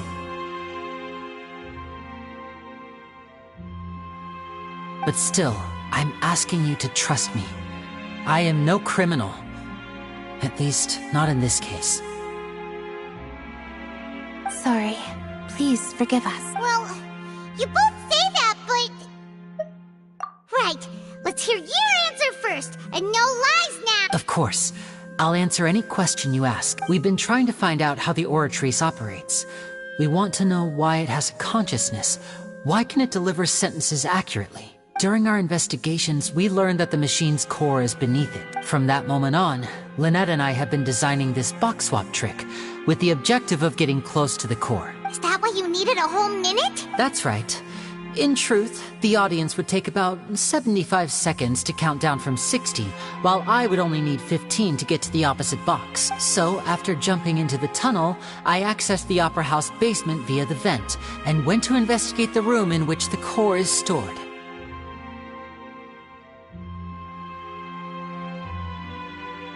That air vent was created during the construction of the tunnel specifically to execute this step. Well, nothing. As soon as I reached that room and was about to investigate, I heard someone's voice, which should have been impossible, of course. I was quite certain that I was the only one in the room. That voice seemed to recognize me and tried to speak to me. I chose to err on the side of caution and retreated the way I came. On the way back, I saw the broken vase and the clothes on the ground, but the countdown was almost finished, so there wasn't time to give it any thought. After that, the homicide occurred just as you saw. Well, that explains why you didn't hear the thud. Because of that prophecy I told you about, of course. We must know all we can about this nation's secrets in order to deal with that prophesized crisis. That's the only way we can save everyone. So, there you have it. The whole truth. I swear, I didn't hide anything from you this time. It was never my wish to proceed under this cloud of mistrust either. But, like I said earlier, you can be the judge. If you want to leave because you don't trust the Fatui, there's nothing I can do to stop you.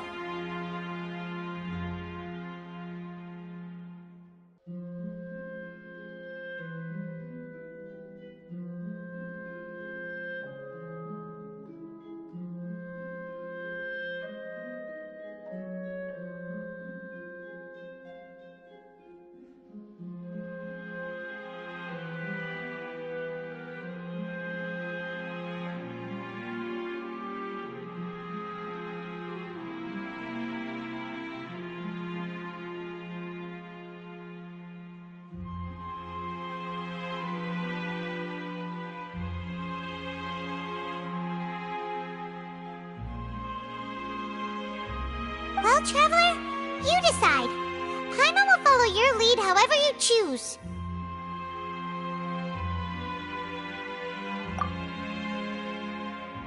Okay, thank you.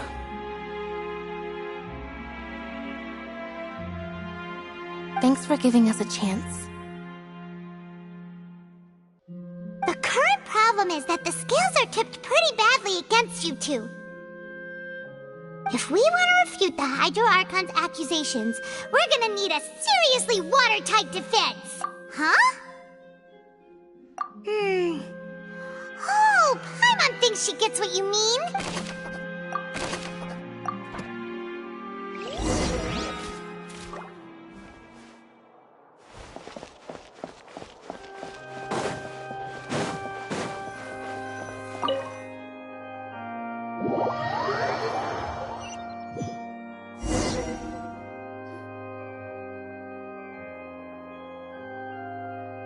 Both parties have returned to their positions. Let us continue the trial.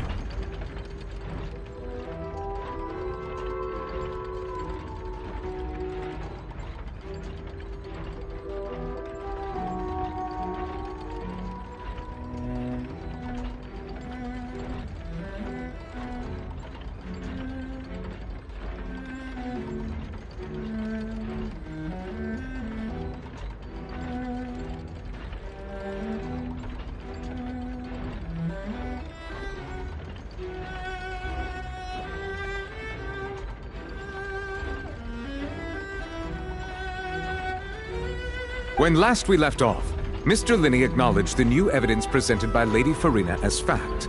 Therefore, Lady Farina may continue stating her reconstruction of the events. That took long enough. Now then, if everyone would lend me their attention at this stage, let's revisit that scene from Linney's perspective.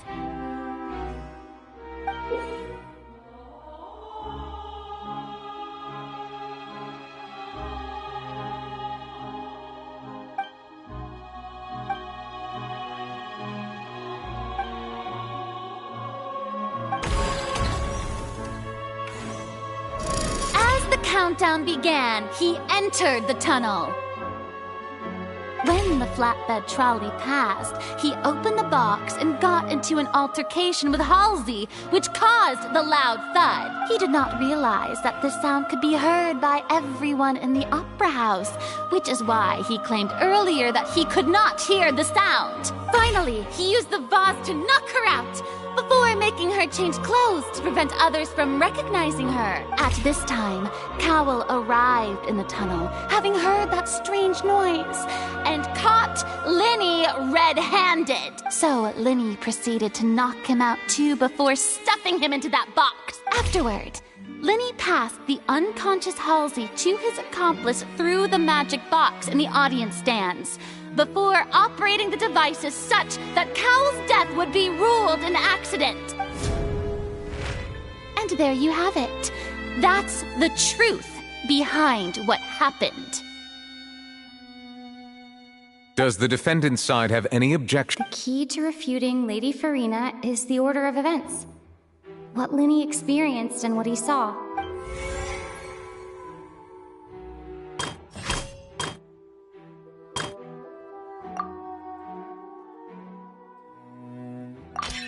According to Linney, he left via the vent after entering the tunnel. He couldn't have had that altercation with Halsey.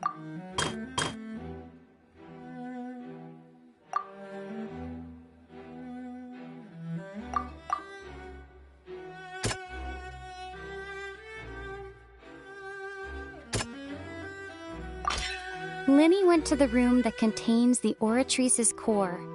This is the actual truth.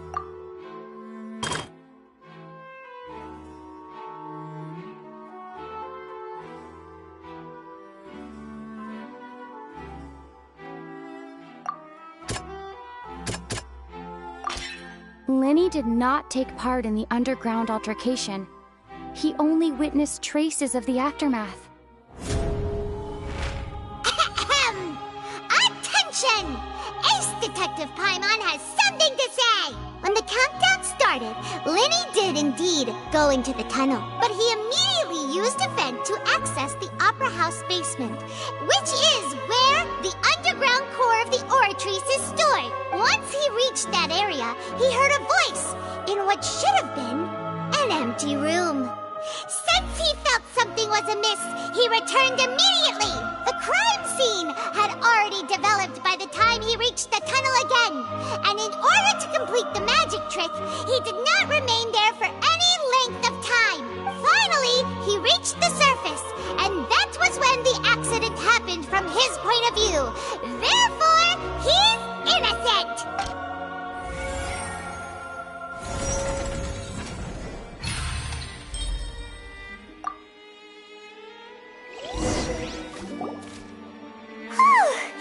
Paimon did it!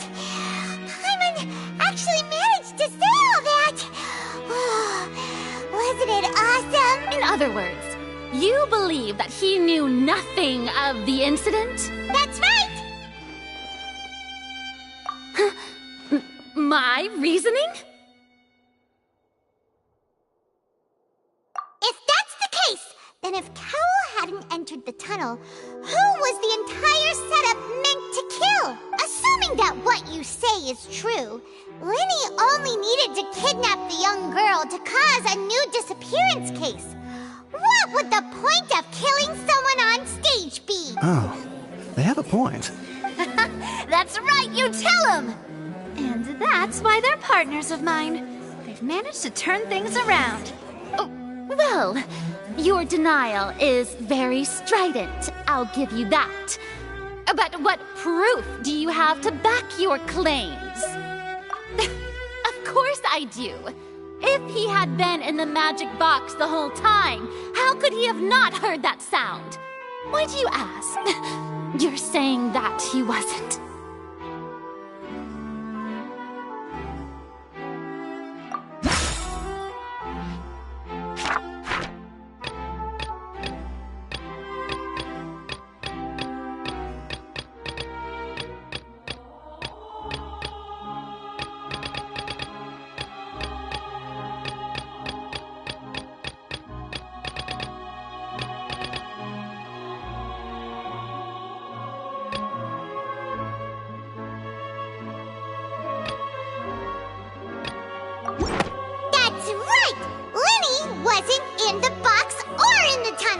That's why he didn't hear anything strange during the performance. This means that when the crime happened, Lenny had already entered the basement via the vent. The same clue you used to disprove his alibi has now become the best proof! How do you like that? Well played. To think you'd use such logic. Well then, if it wasn't Lenny who committed the crimes, then who was it?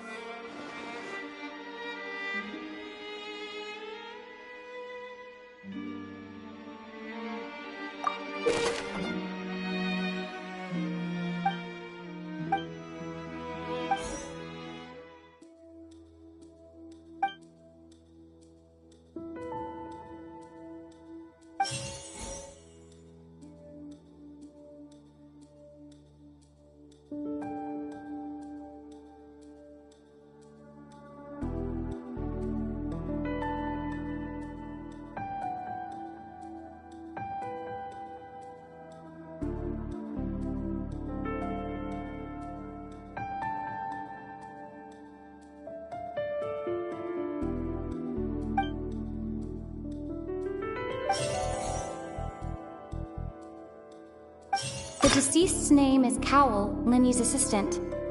He would have been able to tamper with the equipment. Halsey is the missing person and an ordinary audience member.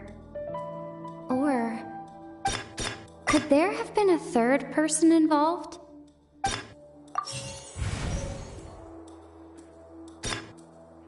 The deceased's name is Cowell. Halsey is the missing person. The deceased's name is Cowell.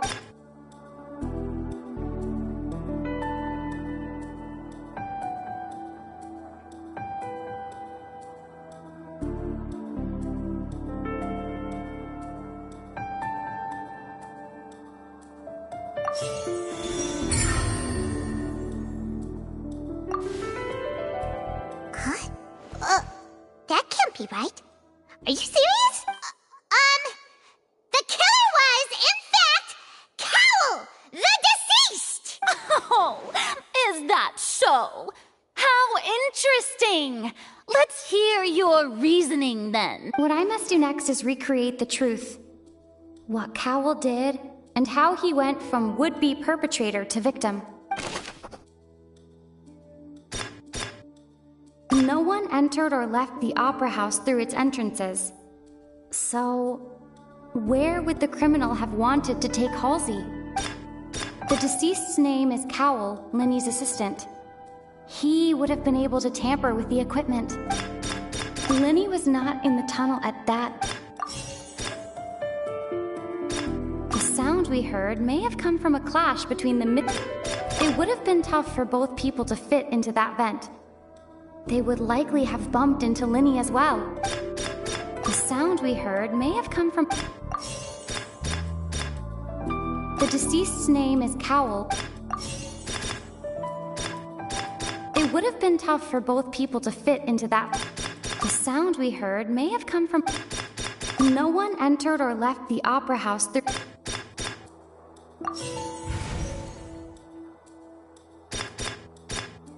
Halsey's clothing was in the tunnel.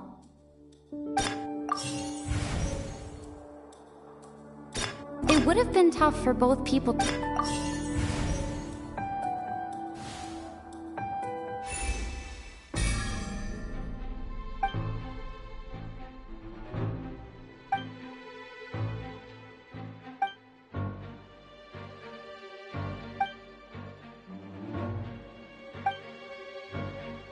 What's wrong, Traveler? Are you still having trouble figuring things out? I see how it is. So this was all just a bluff. And here I thought you had something to show for it. But it seems you're still far from the truth. Look, since we're at a dead end, just like the trick as it transpired, the end result must have been utterly different from the magician's initial design. If only we knew how Halsey disappeared. Well, that would be nice, but the tunnel only has 3 exits, and none of them seem very likely. And it's not like this is a magic trick where you can just make a real live person disappear. You know, like you did from that water tank. Excuse my interruption, dear opponents, but do you not see that the crowd is growing impatient? There is no greater sin in this opera house than an awkward delay in the performance.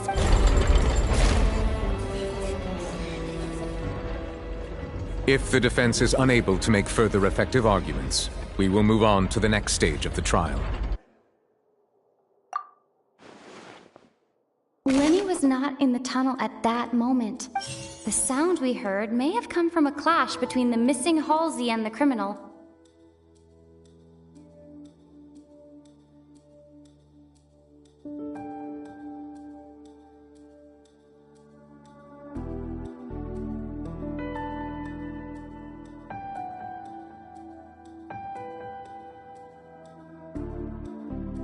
The deceased's name is Cowell. The vase was not broken by...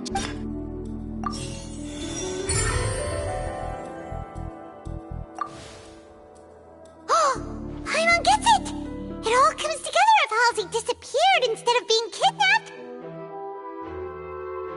Lynette escaped from the water tank, vanishing gradually and leaving only clothes behind. If there's a similar method where a person could be transformed into water... Oh, just a moment, please. I do hope you know how preposterous you sound at the moment. How could a person ever be transformed into water? This is reality we're talking about here, not some magic trick. Must we really?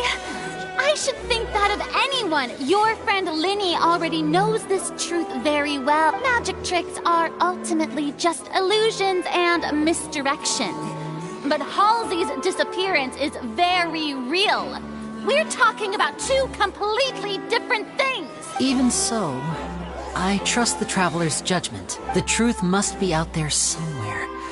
Perhaps some new line of reasoning may open if we try to gather all the focal points that don't make sense. Since Cal was the deceased, we haven't placed much attention on him. But given that we aren't making much progress with the case, it wouldn't hurt to have a look at his belongings, would it? People really do come up with all sorts of harebrained schemes when at the end of their rope. The way I see it, your suggestion that we broaden the scope of our investigation is nothing but a tactic for stalling the trial. Nevertheless, I believe that this is a reasonable request on the part of an attorney. Since the trial does indeed appear to be at an impasse, I believe that additional evidence may help us make more progress. Guards, please step into the lounge and examine the personal effects of the deceased, Cowell. We are still examining the items, but we have already made critical progress that we feel must be shared with everyone post-haste. We discovered several test tubes of fluid within Cowell's baggage, each labeled separately. The notebook in his backpack claims that these fluids are... water from the primordial sea. The primordial sea?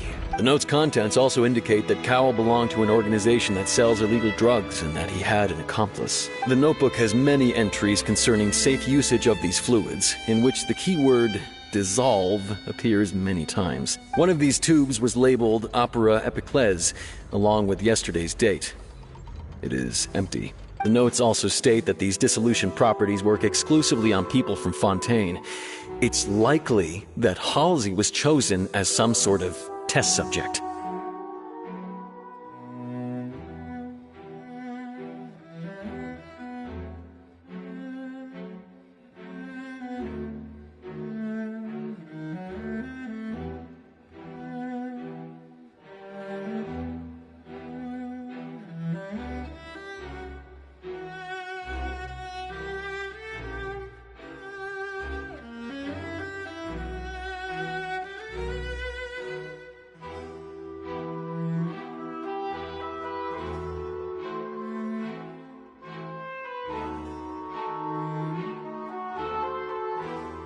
As such, we believe that the defense's hypothesis is, in fact, supported by sufficient evidence. You gotta be kidding! People dissolving into water? Could something so ridiculous actually be true? Wait a moment. This reminds me of a certain prophecy, but it's just a coincidence, isn't it? Huh. If people can become water, does that mean that the water tank's real use was as a means to hide water stains? And if Cowell was targeting that girl... Wait just a minute. Could that mean... You two, with me, quick! Demoiselle, wait! What about your partners? Let's go. Just trust me. Order! Order! It is undeniable that further examination of the deceased's personal effects has yielded some surprising results. But we cannot yet verify the veracity of these clues. Still, let us assume that these clues are indeed authentic, albeit with the understanding that Ms. Halsey has yet to be found. Guards, please continue examining the items along these lines. Mr. Linney, it appears your hypothesis is supported by the evidence. Of course. If we uphold this hypothesis, I believe that many of this case's seemingly unrelated clues can be connected together. Right! Like the metal hook! That one didn't make sense at all. Let's think about this. Cowell's methods must have something to do with that water from the primordial sea. The deceased's name is Cowell. The water from the primordial sea should already have been prepped before...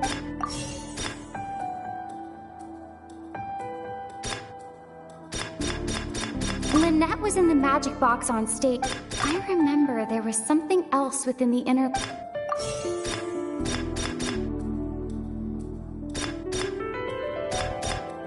Now it seems like the hook rope was not meant for another magic trick, but wasn't...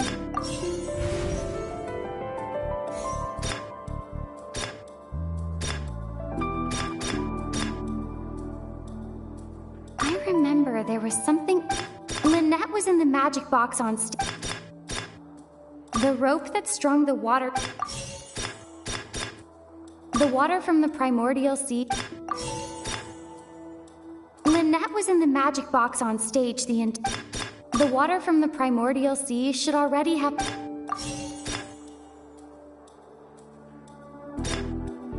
The water from the primordial sea...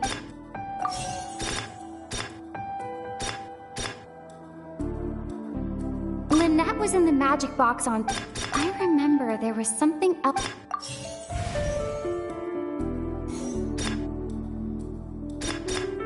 Now it seems like the hook rope was not...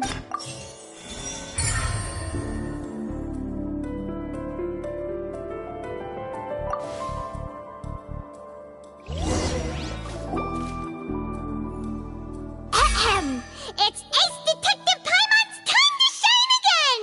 In the original plan, Cowell would tamper with the water tank rope and the number selector securing his target. When the magic box containing Halsey was lowered, the metal hook would retract gradually and pierce the balloon at the top of the box. When the balloon attached to the box popped, the water from the primordial seed inside it would pour down and dissolve Halsey. Afterward, Cowell would enter the tunnel and break the flower vase to conceal the water inside the tunnel, with the remaining evidence being covered up by the water tank on stage. But he encountered something unexpected in the tunnel and wound up being fatally hit by the same water tank he meant to use to cover his tracks. Huh. That does make sense. That actually links together a lot of the more confusing pieces of evidence. Oh dear, what do I do? Even I think they sound convincing now. Have I falsely accused an innocent person? What a humiliation. Now, it seems like the only point of contention remaining is the exact circumstances that led to Cal's death. His notes mentioned he had an accomplice who could be related to the situation. On that note, the guards have just contacted me indicating that they uncovered new evidence. I shall now invite him on stage to share it with us. Thank you, Your Honor. We were just inspecting the luggage of the other people involved in this case. And we found an identical sample of the water from the primordial sea among Linny's personal effects. What? That can't be. Oh, I see. Well, how wonderfully comedic to have your own counterattack only to come back and wound you. Does this not clear all doubt? My dear citizens, my loyal audience, allow me to present my reasoning and bring this performance to a swift close. Linny did not need to take part in the dissolution of the young woman at all. Indeed, he did leave the scene via the vent, having made modifications to the props beforehand. His accomplice Cowell then caused Halsey to vanish using the water from the primordial sea.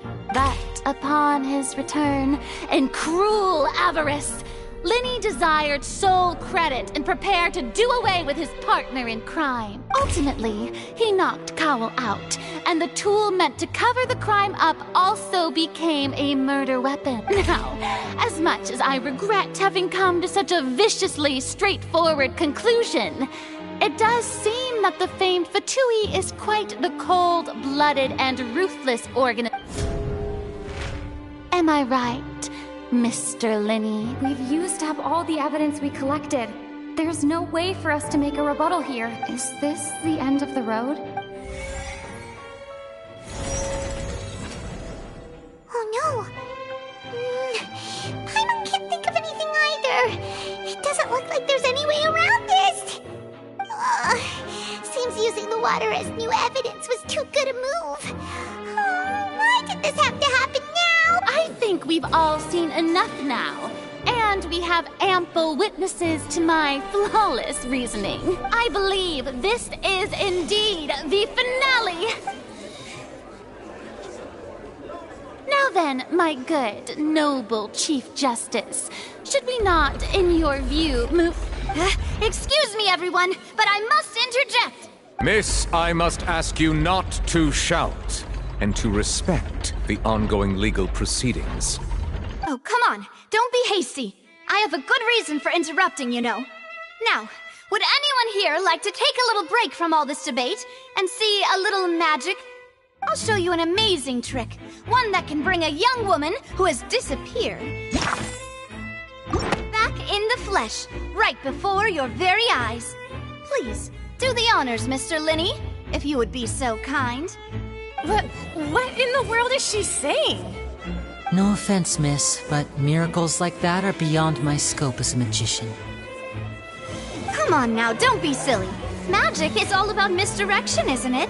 It often conceals the truth while presenting a fascinating illusion. But once everyone believes the illusion, can't magic reveal the truth to them once again? And wouldn't such a trick be the most marvelous finale to today's performance? Come on, Linny and Lynette, give it another go. Don't worry. Spina di Rosula has made the necessary arrangements on your behalf. But, as the magic makers and stars of the show, I think I should leave the final performance to you. I understand. And voila!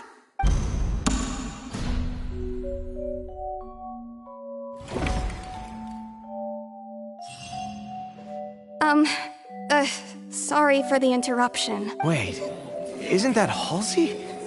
So the whole thing about people dissolving wasn't true after all? To be clear, I'm only here because this person told me that if I testified, the merit of doing so would lessen my sentence.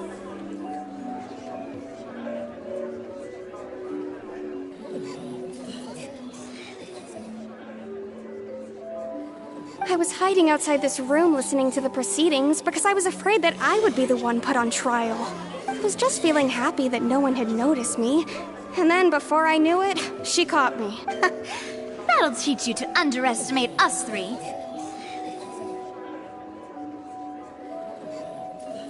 Where should I begin?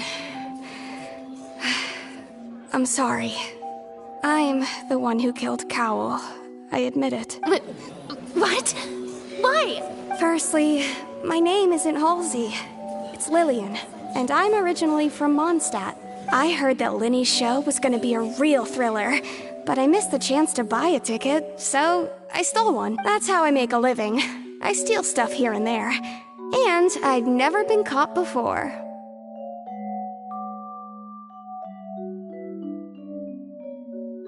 But I was noticed at the harbor a few days ago, and I barely got away. Linny was the one who caught me in the act. Hey, no wonder you look familiar. So you were the thief! Liddy even mentioned that you were pretty skilled.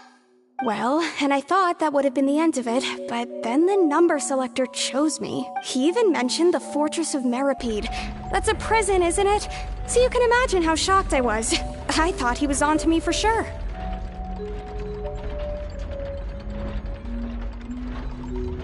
So I played along with the show while looking for an opening to flee. But then I got water poured on me for no reason, and then someone jumped into the tunnel to nab me. I wasn't going to take that lying down, so I knocked him out and stuffed him into the box. There was nowhere to run from there, though, so I had to change my clothes and hide in a box containing performance costumes. I slipped out after the first guard arrived at the scene and continued hiding inside the opera house. Can a person even hide in there? But I swear I didn't know that the water tank would fall down. Really, I swear it. Had I known that, I wouldn't have put him in the magic box. I may be a thief, but I'm no killer. Well, that makes everything pretty clear now, doesn't it? This time, we need to tell the entire story from Lillian's perspective.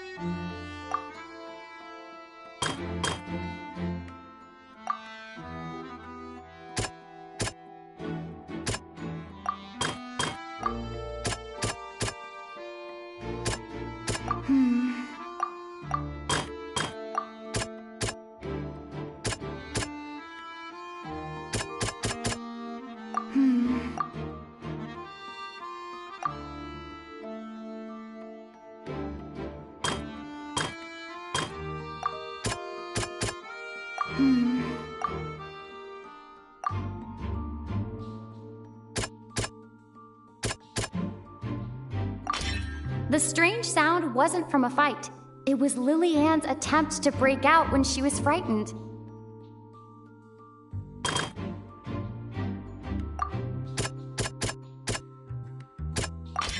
The flower vase was not broken to cover anything up, but was smashed during the struggle between Lillian and Cowl.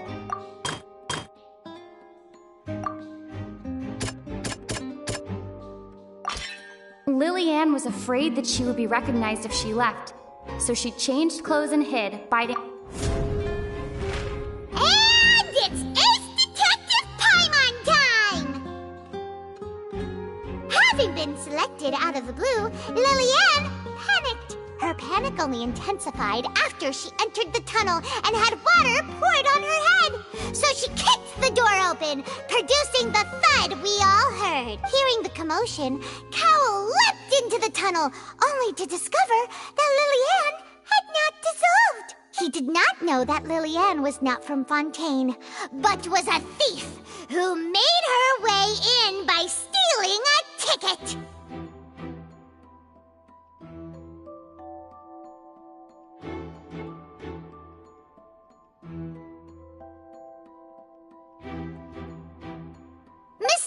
Fully believing that the water from the primordial sea needed time to take effect, he tried to force Lillian back into the box.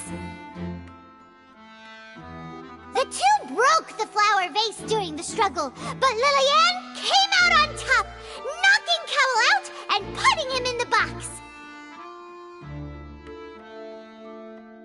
With no way of escaping, she changed her clothes and hid in the costume trunk until the performance ended.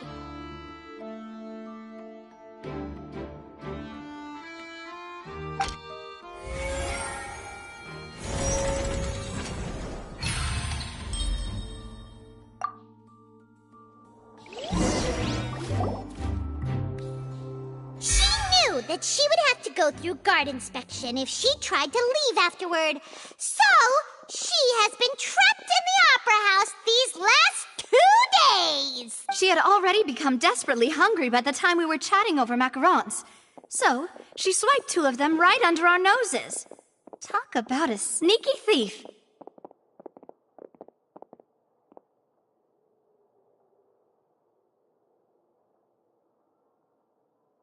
At this point, all the events that happened in the tunnel have now come to... Ah, so that's the whole story. Bravo! Bravo! Now then, Lady Farina, do you wish to speak against the defense's statement? Please answer the question, Lady Farina. Also, if I may add, the trial has not yet ended. As such, I request that the prosecution not leave the room before the proceedings have concluded. What, are you reading my mind now? No, I have no further arguments. I admit defeat. But really, could you at least have left me with some dignity? Wow, look at that! She's like a deflated balloon now. If there are no objections, then as the Chief Justice of Fontaine, I shall once again repeat the full sequence of events. The actual perpetrator of the serial disappearances, Cowell, selected his next victim from the audience reservation list. With some modifications to the selector, he could ensure that the pre-selected young woman would be chosen. To cover up any evidence while committing the deed, Cowell thought of allowing the water tank to fall, which would conceal the water left behind after the young woman was dissolved.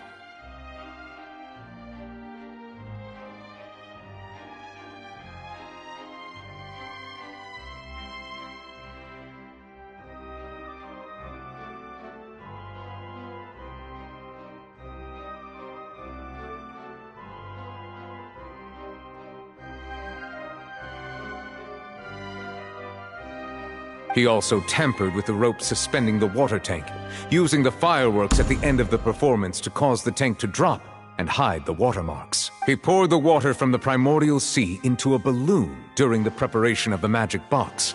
And finally, he passed the prepared hook on a rope through the gap in the magic box's door when bringing the young woman to said box. When the magic trick officially began, the box containing the woman was lowered into the tunnel, tightening the hook rope and bursting the balloon containing the water. If all had gone to plan, the young woman would be dissolved at this time. However, Lillian was not from Fontaine, and thus fled the box with a loud noise. Realizing that there was trouble, Cowell entered the tunnel and met Lillian, thinking that However, his opponent was more capable than he thought, and he was overcome, knocked unconscious, and placed into the magic box, and thus became his own final victim. Lillian, according to her own statements, then changed clothes and hid until the performance ended, before hiding in other parts of the opera house. As for Linny, he was in the underground structures within the opera house, and was thus ignorant of these happenings. From this reconstruction of events, we can conclude that Linny, the accused, is in fact innocent. While there is much in Linny and Lillian's conduct that should still be investigated separately, this case, at least, can be handed over to the Oratrice to make the final decision.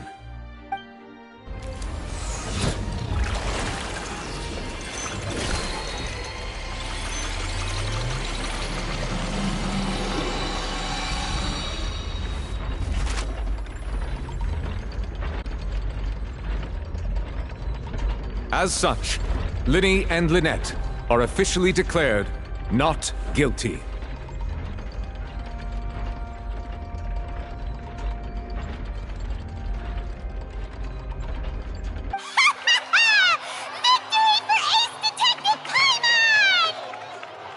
Great work, partners. Thank you all. Thank you so much.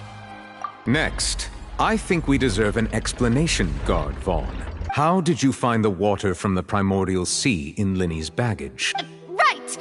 Your discovery caused me to make a serious mistake, you know. Or was that not a discovery, but false evidence that you dare to bring before this court? I suspect that the accomplice mentioned in Cowell's notes was not Linny, but you, yes?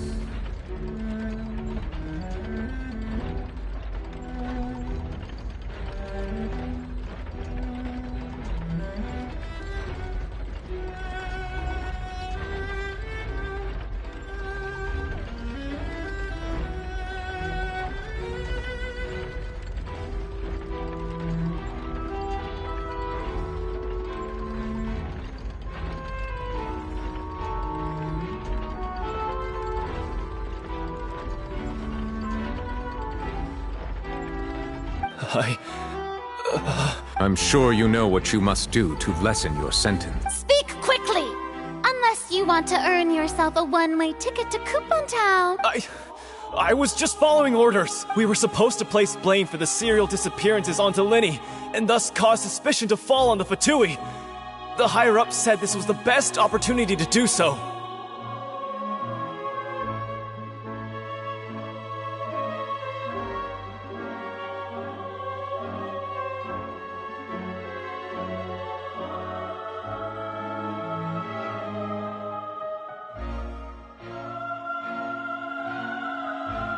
And now that your plan has fallen through, and the secrets of the water have been revealed, you have become a liability to said higher-ups, yes? Therefore, you would be wise to tell everything you know, and seek the protection of the guards.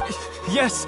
I'll tell you everything I know. Our boss discovered that the water can cause people to dissolve. It can also be made into a potion, which when extremely diluted, can cause people to experience unforgettable exhilaration. We've been in this business for a while now, and have made decent mora off it. The disappearances were also the boss's idea. I mean, this is the boss we're talking about. The...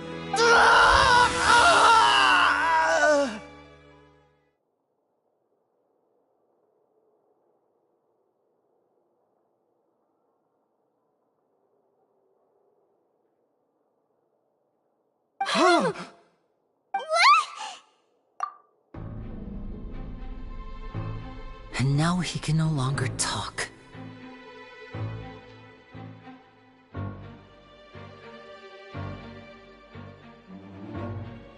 Such ruthlessness. I shouldn't have expected any less of them. An outrageous act. All present, please submit to inspection immediately.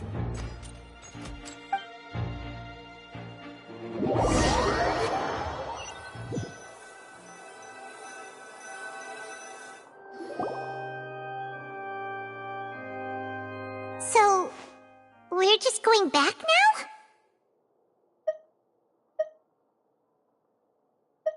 That's true, but... Traveler, Paimon! Please wait. Linny... I know you may not want to speak to me right now. Maybe you don't even want to look at me, but still. Let me thank you again for defending me to the end. I guess. But regardless, I'd like the opportunity to set things straight. I didn't approach you with any ulterior motives or ill intent. I've spoken to you as myself, just plain Linny this entire time. As for why I'm a Fatus, it's because the goals of the House of the Hearth align with those of an orphan like me. That's all. That was how Father, who you might know as the Knave, approached recruiting us back then too. The Knave? The one who controls the House of the Hearth? She's your father? That's right. And since we're here, I was wondering, would you mind hearing a story? It's about my past. Back when our parents first died, Lynette and I were left wandering the streets. To survive, I took to surreptitiously observing an older street performer who did magic. It took me several days to figure out how he pulled off his amazing tricks. I took my sister through several streets until we found a crowded corner, and we began to perform magic tricks there. To my surprise, we proved to be pretty popular, and we could at least stop worrying about where our next meal would come from for a time. But I didn't want my sister to remain a street rat together with me forever. Before long, an aristocrat came to me and claimed that he wished to take us in after watching my performances. So you went from orphans to nobility just like that? That was how we felt at first, too. As if fate was on our side and we could say goodbye to those painful days. But I gradually discovered that while we were called foster children, he was really after my talent for magic tricks.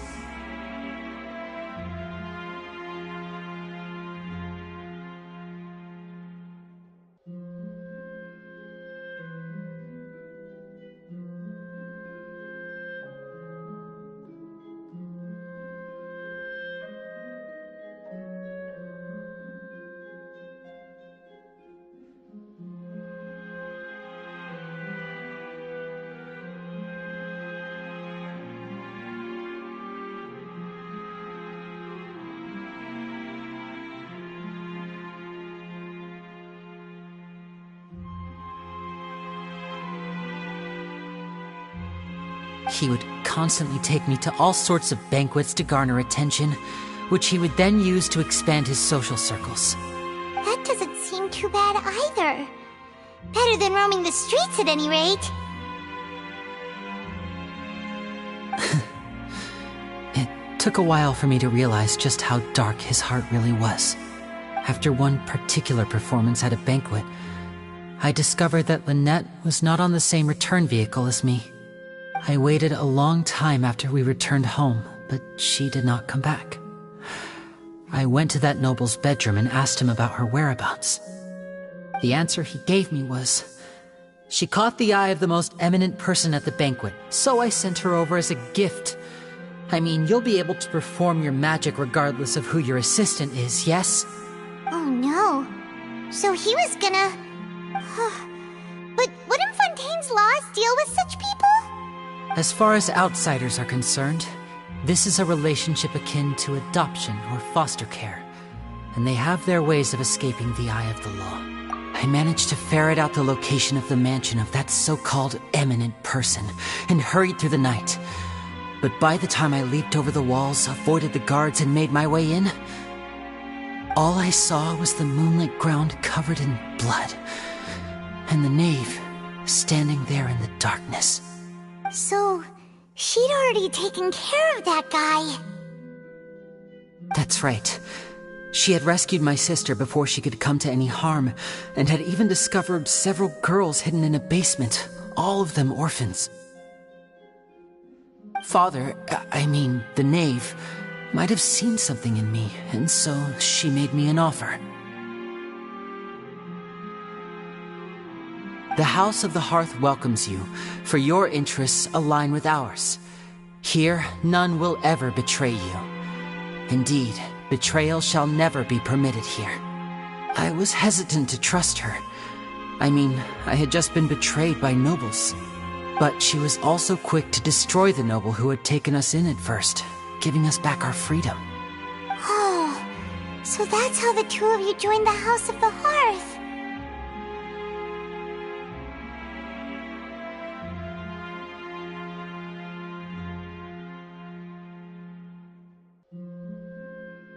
She has her own plans. She has gained permission from the Tsaritsa to first use the Gnosis' power once she obtains it. She plans to use it to find a way to break the prophecy and save Fontaine. So, she believes in that prophecy too? That's right. The whole House of the Hearth is currently working to combat that crisis. Today's case has also proven that people from Fontaine can indeed dissolve into some sort of water, thus further supporting the prophecy. Everyone at Hotel Bouffe d'été, including the knave, has their roots in Fontaine.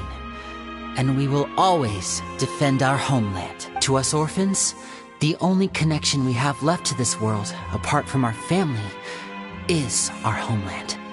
So, from small deeds like distributing magic pockets to huge schemes like stealing a Gnosis, everything is aimed at dealing with that prophecy.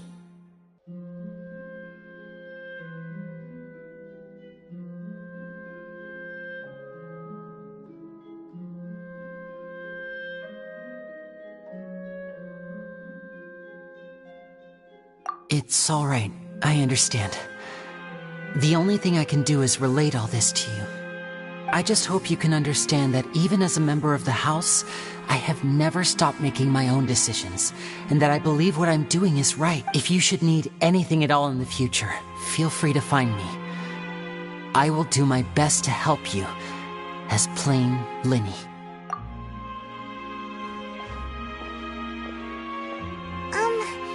Bye, Linny!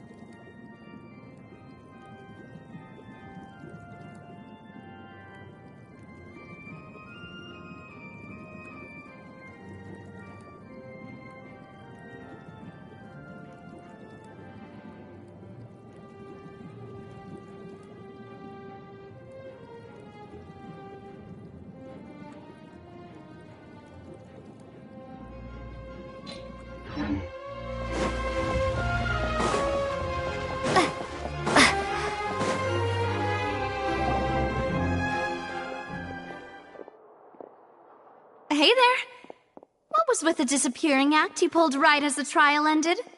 Were you looking for us, Navia? Well, this whole thing isn't exactly over, is it? I do feel that we're getting closer to solving the serial disappearances case, though. Don't you think so, too? Huh? What's wrong, my dear partner?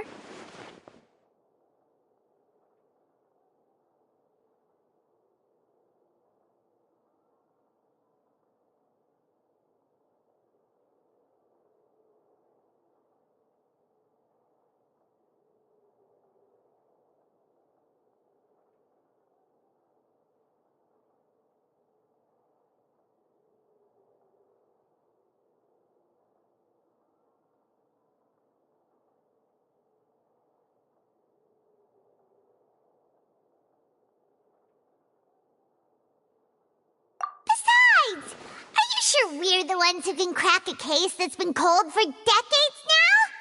And given that there's new evidence from the trial, there should be a trail of breadcrumbs for the Hydro Archon's people to follow now, right? Ah. I see. Well, I won't lie. I'm a little shocked to hear that from you. But I suppose you are just travelers who have only arrived in Fontaine after all. Sorry. I might have been too presumptuous.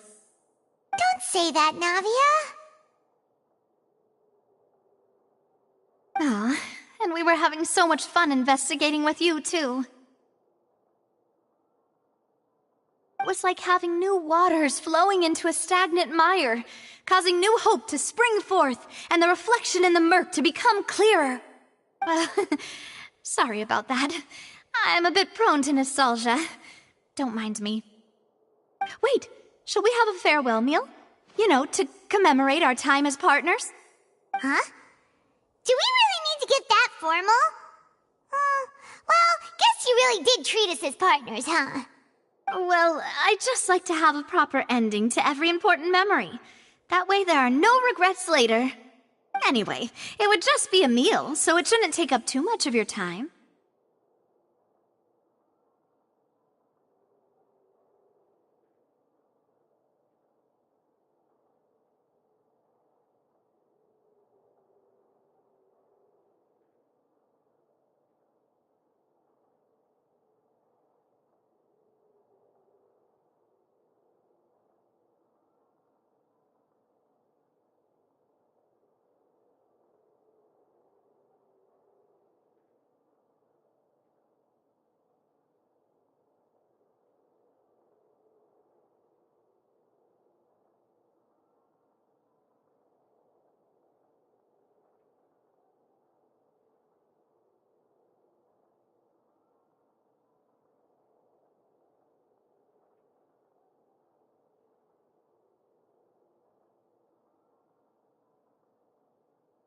You don't have to twist Paimon's arm. If Boss Navia's treating, count Paimon in!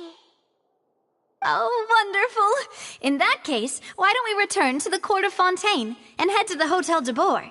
I believe we'll make it just in time for dinner. All right then, let's have our farewell meal!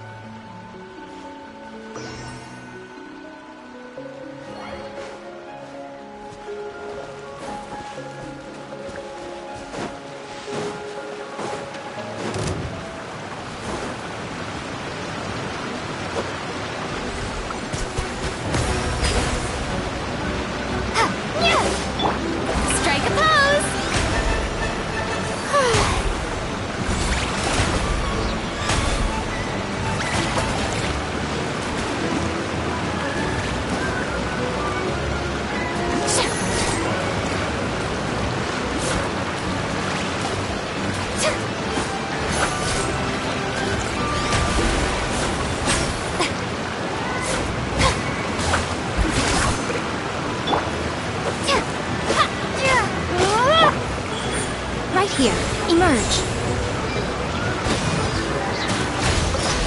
Right now.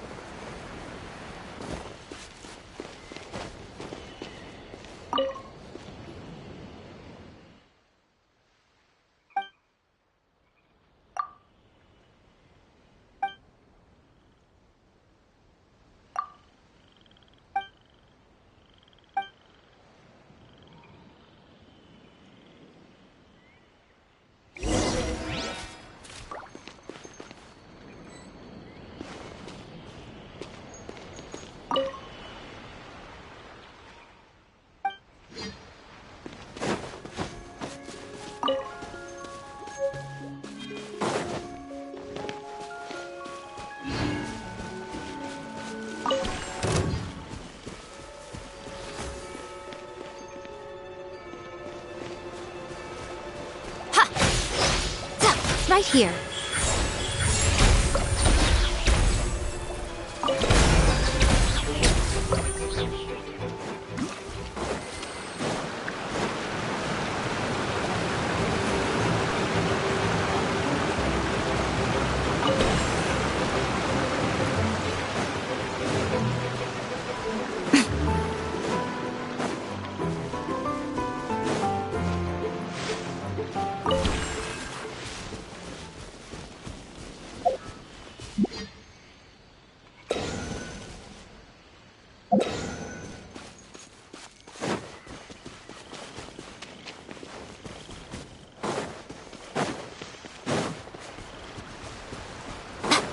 Right now. Emerge. Right now.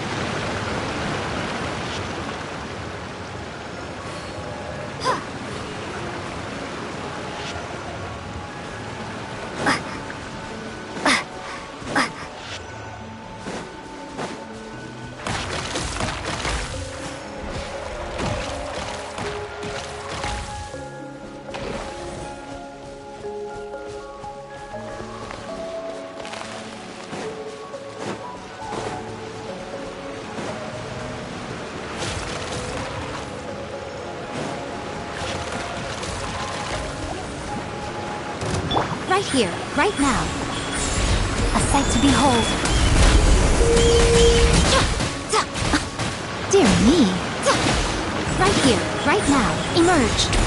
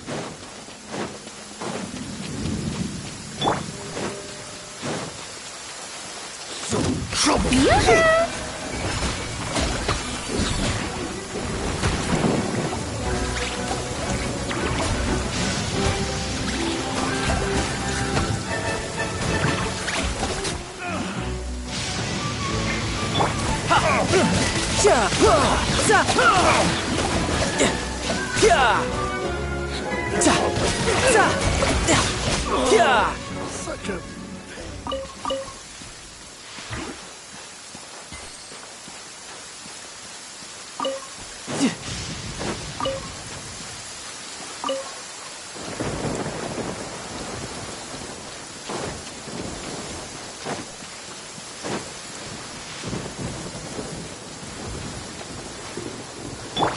Shower me with praise!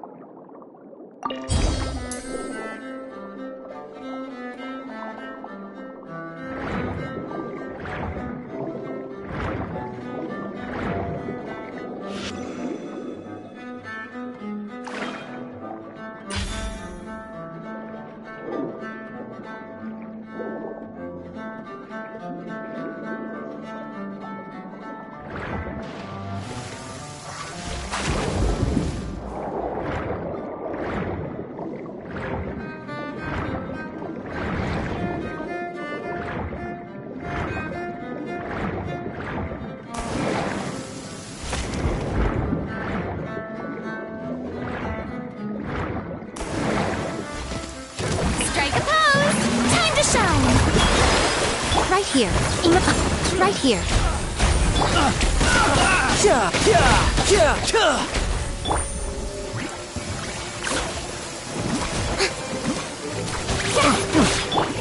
Show them. Right now. Right here.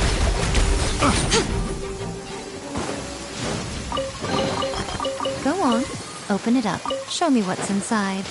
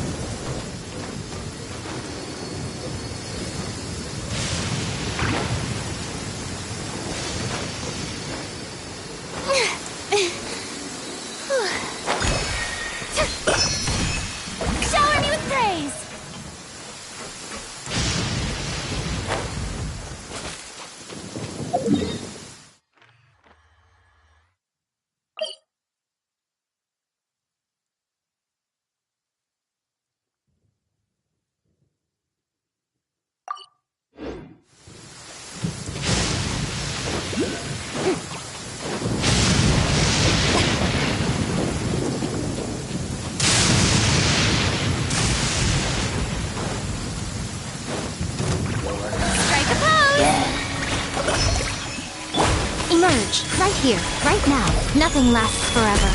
Emerge, right here. Let the world collide! Stop that!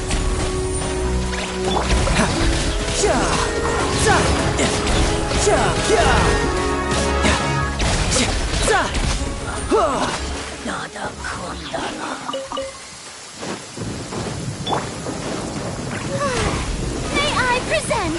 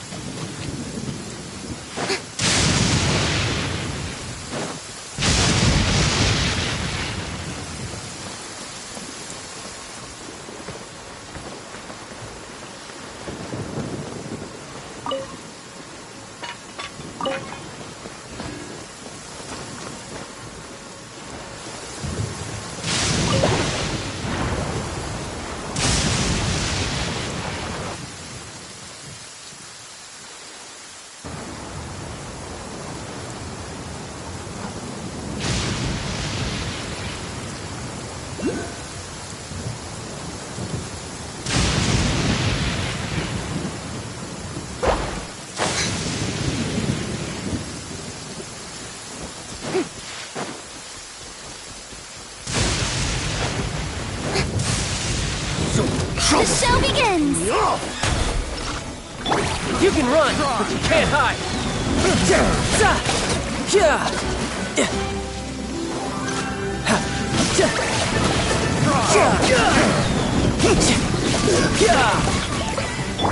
Wipe out! Right now. Such a pain.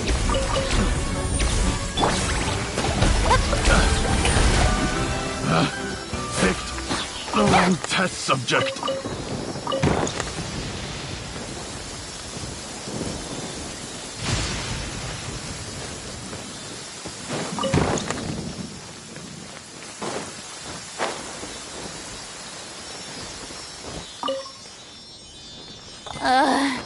The sun feels almost as hot as those studio lights I'm in front of all the time. Good thing there can only be one sun.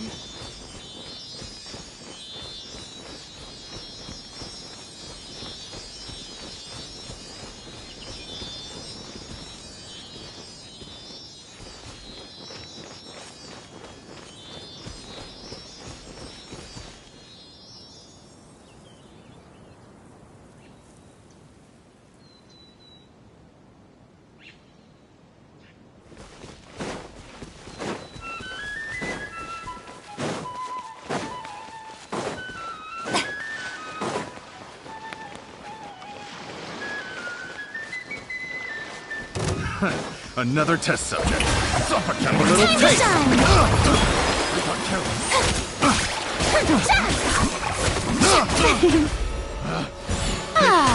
The wrong test subject. Picked the wrong test subject.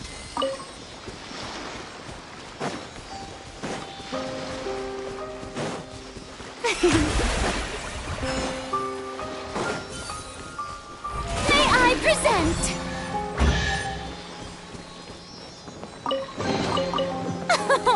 Splendid!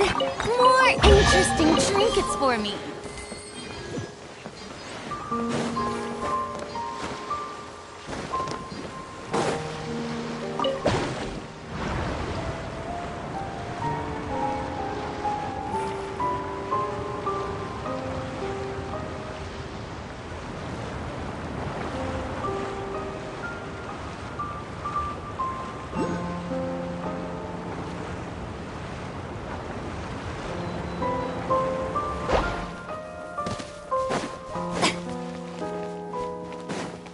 The show begins! Another test subject. Go!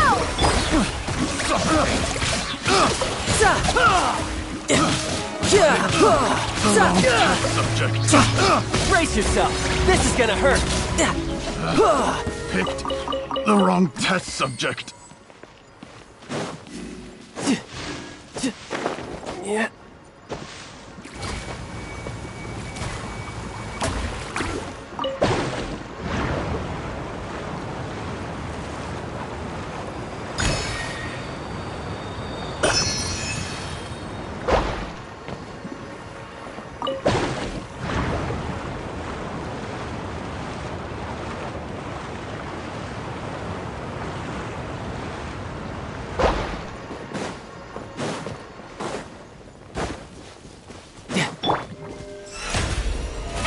Oh, really?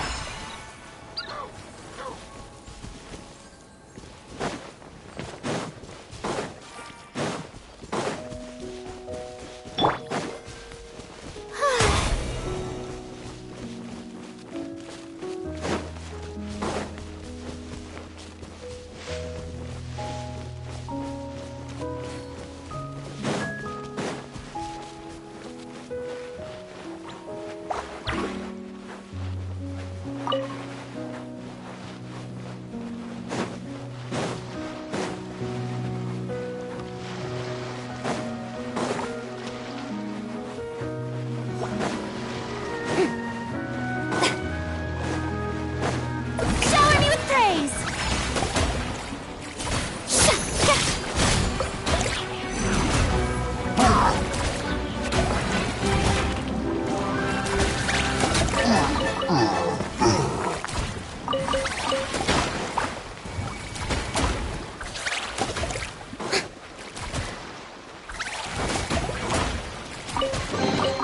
Take it!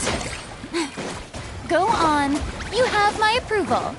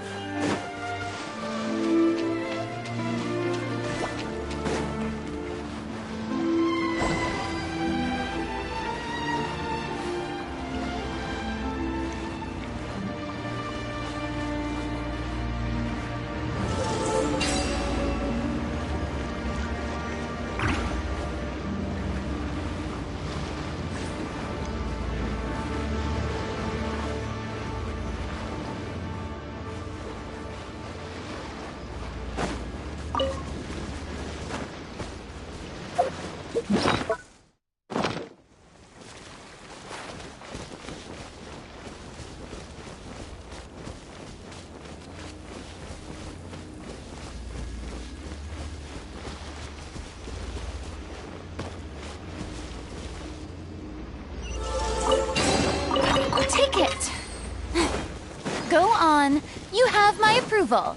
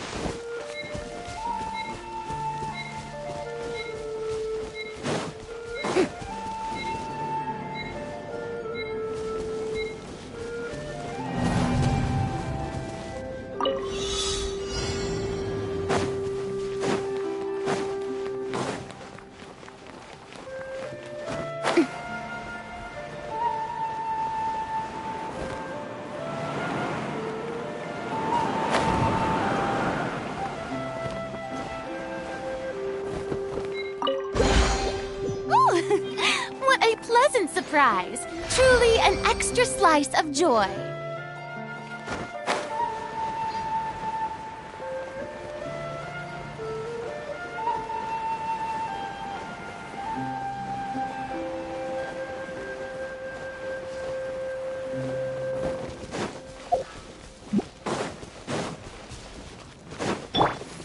Right here, right now, right here. A sight to behold.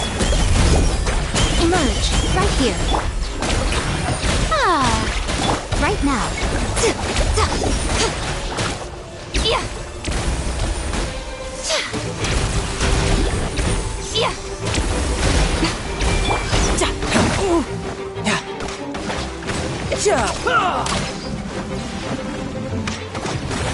Emerge, right here, right now.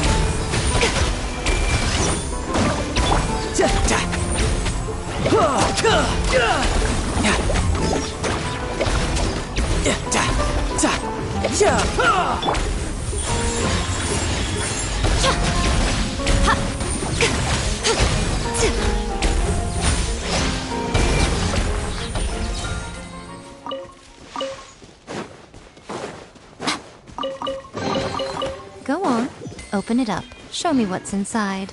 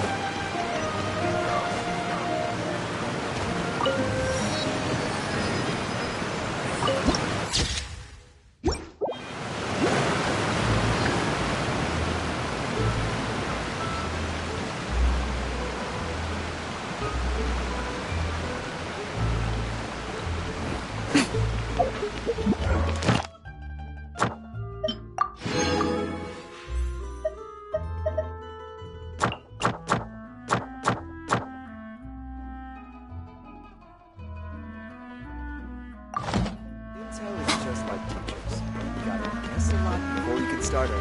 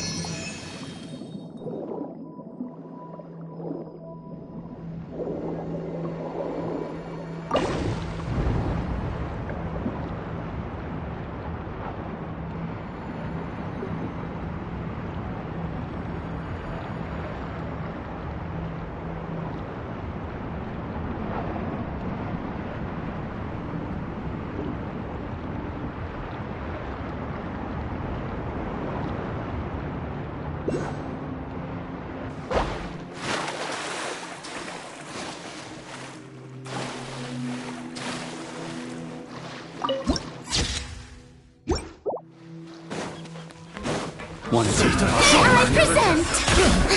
Let my name echo in song! You're mine! Shit. Ice my hair. Yeah, shouldn't let your guard down. Picked the wrong test subject.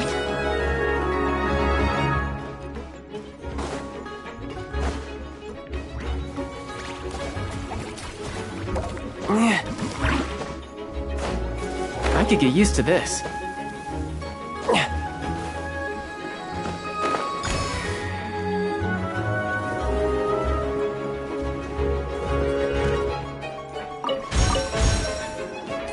That tingle?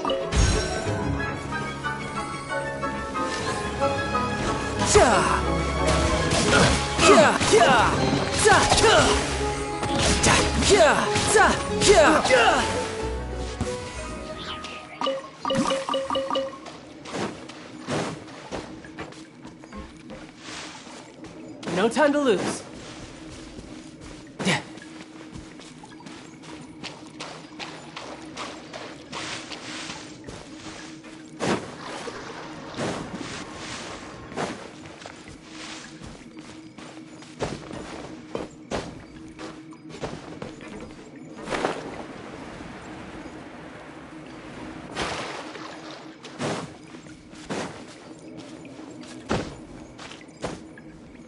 Yeah.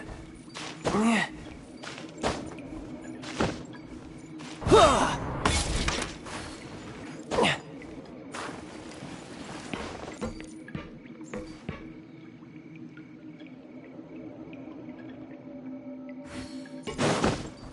Yeah.